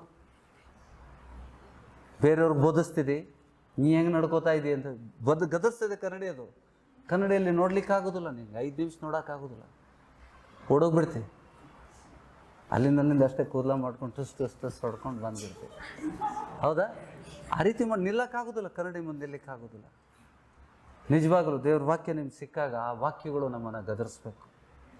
ಇವತ್ತು ಈ ವಚನ ನನಗೆ ಹೇಳ ಬೆಸ್ಟ್. ಅದು ನಿಮ್ಗಲ್ಲ ಅಂತಂದ್ರೆ ಮತ್ತು ಪ್ರಾಬ್ಲಮ್, ನೀವು ಇಲ್ಲ ಅಂತ ಆಯ್ತು. ಈ ವಚನಗಳು ನನಗಲ್ಲ ಅಂತಂದರೆ ನೀನು ಈ ಸಭೆಯಲ್ಲಿ ಇಲ್ಲ. ಆಮೇಲೆ ತಿದ್ಕೊಳ್ತೀರಾ? ಯಾವನಸ್ತರು ಹೇಗೆ ಸಭೆಗೆ ಸ್ತಂಭಗಳಾಗಿರ್ತೀರಿ. ಪಿಲ್ಲರ್ ಜೈಸರೇನ ಸಭಾ ಕೇಳಿ ಕಲ್ಲಂತೆ ನಿಲ್ಲಬೇಕು, ಕೈ ಕಟ್ಟಿ ನಿಲ್ಲಬೇಕು. ಈ ಸಭೆಗೆ ಈ ಸಭೆಗೆ ನೋವಾದರೆ ನನ್ನ ನೋವಾಗ್ತದೆ. ಒಂದು ಅಂಗಕ್ಕೆ ನೋವಾದರೆ ಇನ್ನೊಂದು ನಾವು ಎಳೆದಾಡಿ ಕೂದಲ ಎಳ್ಕೊಂಡು ಅಸಹ್ಯ ಮಾಡ್ಕೋಬಾರ್ದು. ದೇವ ಕ್ರಿಸ್ತನ ನಾಮಕ್ಕೆ ದೂಷಣೆ ಆಗ್ತದೆ. ನಾವು ಸಭೆಯಲ್ಲಿ ಜಗಳ ಮಾಡಿದರೆ ಹೊಸೊಬ್ಬರು ಬಿದ್ದು ಹೋಗ್ತಾರೆ. ಏನಪ್ಪ ಈ ಸಭೆಯಲ್ಲಿ ಏನೋ ಒಂದು ದೊಡ್ಡ ನಿರೀಕ್ಷೆ ಇಟ್ಕೊಂಡು ಏನೋ ಕೇಳ್ಕೊಂಡು ಬಂದೆ, ಇಲ್ಲಿ ಕಿತ್ತಾಡತ್ತಾರಲ್ಲ ಅಂತಾರೋ ಇಲ್ಲ. ಯಾರ ನಾಮಕ್ಕೆ ದೂಷಣೆ ಬಂತು? ದೇವ್ರ ನಾಮಕ್ಕೆ ದೂಷಣೆ ಬಂತು. ಹೊಸೊಬ್ಬರು ಬಿದ್ದೋಗ್ಬಿಡ್ತಾರೆ. ಬೇಡಪ್ಪ ಸಾಕು. ಒಂದು ಆತ್ಮ ಗಳಿಸ್ಲಿಕ್ಕೆ ಎಷ್ಟೋ ಪ್ರಯಾಸ ಇರ್ತದೆ. ಒಂದು ಆತ್ಮ ಗಳಿಸಿ ಸಭೆಗೆ ಕರ್ಕೊಂಡು ಬರುವಾಗ ಎಷ್ಟು ಪ್ರಯಾಸ ಮಾಡಿರ್ತೀರಿ? ಉಸ್ಕು ಭಗಾಯ ತೋ ಕ್ಯಾ ಹೋತಾ ಹೈ? ಆ ಶಿಕ್ಷೆಗೆ ನಾವು ಕಾರಣರಾಗ್ತೇವೆ. ದೇವ್ರು ನನ್ನ ಫಲಗಳನ್ನು ಒಳಗಡೆ ತರಲಿಕ್ಕೆ ಪ್ರಯತ್ನ. ದೇವ್ರ ರಾಜ್ಯಕ್ಕೆ ನಾವು ಫಲವನ್ನು ಗೆಲ್ಲಬೇಕಂತ ನಮ್ಮನ್ನು ನೆನಪಿಸಿದ್ದಾನೆ. ಫಲವನ್ನು ಕಿತ್ತು ಚೆಲ್ಲೋದಿಲ್ಲ. ನಾ ಹೇಳಿದ ಅರ್ಥ ಆಯ್ತಾ? ಕ್ರಮಬದ್ಧವಾಗಿ ನಡ್ಕೋರಿ. ದೇವರಿಂದ ಶಿಕ್ಷೆ ಪಡ್ಕೋಬೇಡ್ರಿ, ಅದು ಬುದ್ಧಿವಂತಿಕೆ ಅಲ್ಲ. ದೇವರನ್ನು ಪರೀಕ್ಷಿಸಬೇಡ್ರಿ, ದೇವರನ್ನ ಎದುರಿಸ್ಬೇಡ್ರಿ, ದೇವ್ರ ವಾಕ್ಯಕ್ಕೆ ವಿಧೇಯರಾಗಿ ನಡ್ರಿ. ಧರ್ಮಶಾಸ್ತ್ರ ನಿಮ್ಮಲ್ಲಿ ಇಡುವಂತೆ ದೇವ್ರ ಹತ್ರ ಕೇಳ್ಕೊಳ್ಳ ಕಲ್ತಿದ್ದೀರಾ? ಇವತ್ತು ನಾವು ಎದ್ದು ನಿಂತು ಎಲ್ಲರೂ ನಿಮ್ಮ ವೈಯಕ್ತಿಕ ಪ್ರಾರ್ಥನೆಯಲ್ಲಿ ಇದನ್ನು ಅಳವಡಿಸ್ಕೊಳ್ರಿ. ಈ ಪ್ರಕಟಣೆ ಹಿಂದೆ ಕೂಡ ಆಗಿತ್ತು. ದೇವ್ರು ಏನು ಹೇಳ್ತಾನೆ? ಧರ್ಮಶಾಸ್ತ್ರವನ್ನು ನನ್ನ ಹೃದಯದಲ್ಲಿಟ್ಟು ನನ್ನ ಹೃದಯದ ಹಲಿಗೆ ಮೇಲೆ ಬರಿ, ಆಗ ನಾನು ಮೋಸ ಹೊಂದುವುದಿಲ್ಲ. ಯೇಸು ಸ್ವಾಮಿ ಬಂದಾಗ ಇದನ್ನು ನೋಡ್ತಾನೆ. ಹೊಸ ಒಡಂಬಡಿಕೆಯವರು, ಹೊಸ ಒಡಂಬಡಿಕೆ ನಯ करार के लोगों को कैसा पहचानता है? कैसा पहचानेಗೆ? ಧರ್ಮಶಾಸ್ತ್ರ ನಿಮ್ಮಲ್ಲೇ ಇಡ್ಲಿಕ್ಕೆ ಕೊಟ್ಟಿದ್ದೀರಾ ದೇವರಿಗೆ? ನಾವು ಕೇಳಬೇಕ್ರಿ. ಕೇಳಿದ್ರೆ ಕೊಡ್ತಾನೆ. ಆಮೇಲೆ ಗ್ರಹಿಸಿದ್ದೀರಾ? ದೇವರ ವಚನ ಕೊಟ್ಟಿದ್ದಕ್ಕೋಸ್ಕರ ಆತನಿಗೆ ಮನಪೂರ್ವಕವಾಗಿ ಕೃತಜ್ಞತೆಗಳನ್ನು ಸಲ್ಲಿಸುವ, ಕ್ರಮಪಡಿಸ್ಕೊಳ್ಳುವ, ಒಂದೇ ದೇಹದಂತೆ ಒಂದೇ ತಂದೆ ಮಕ್ಕಳಾಗಿ ಜೀವಿಸುವ.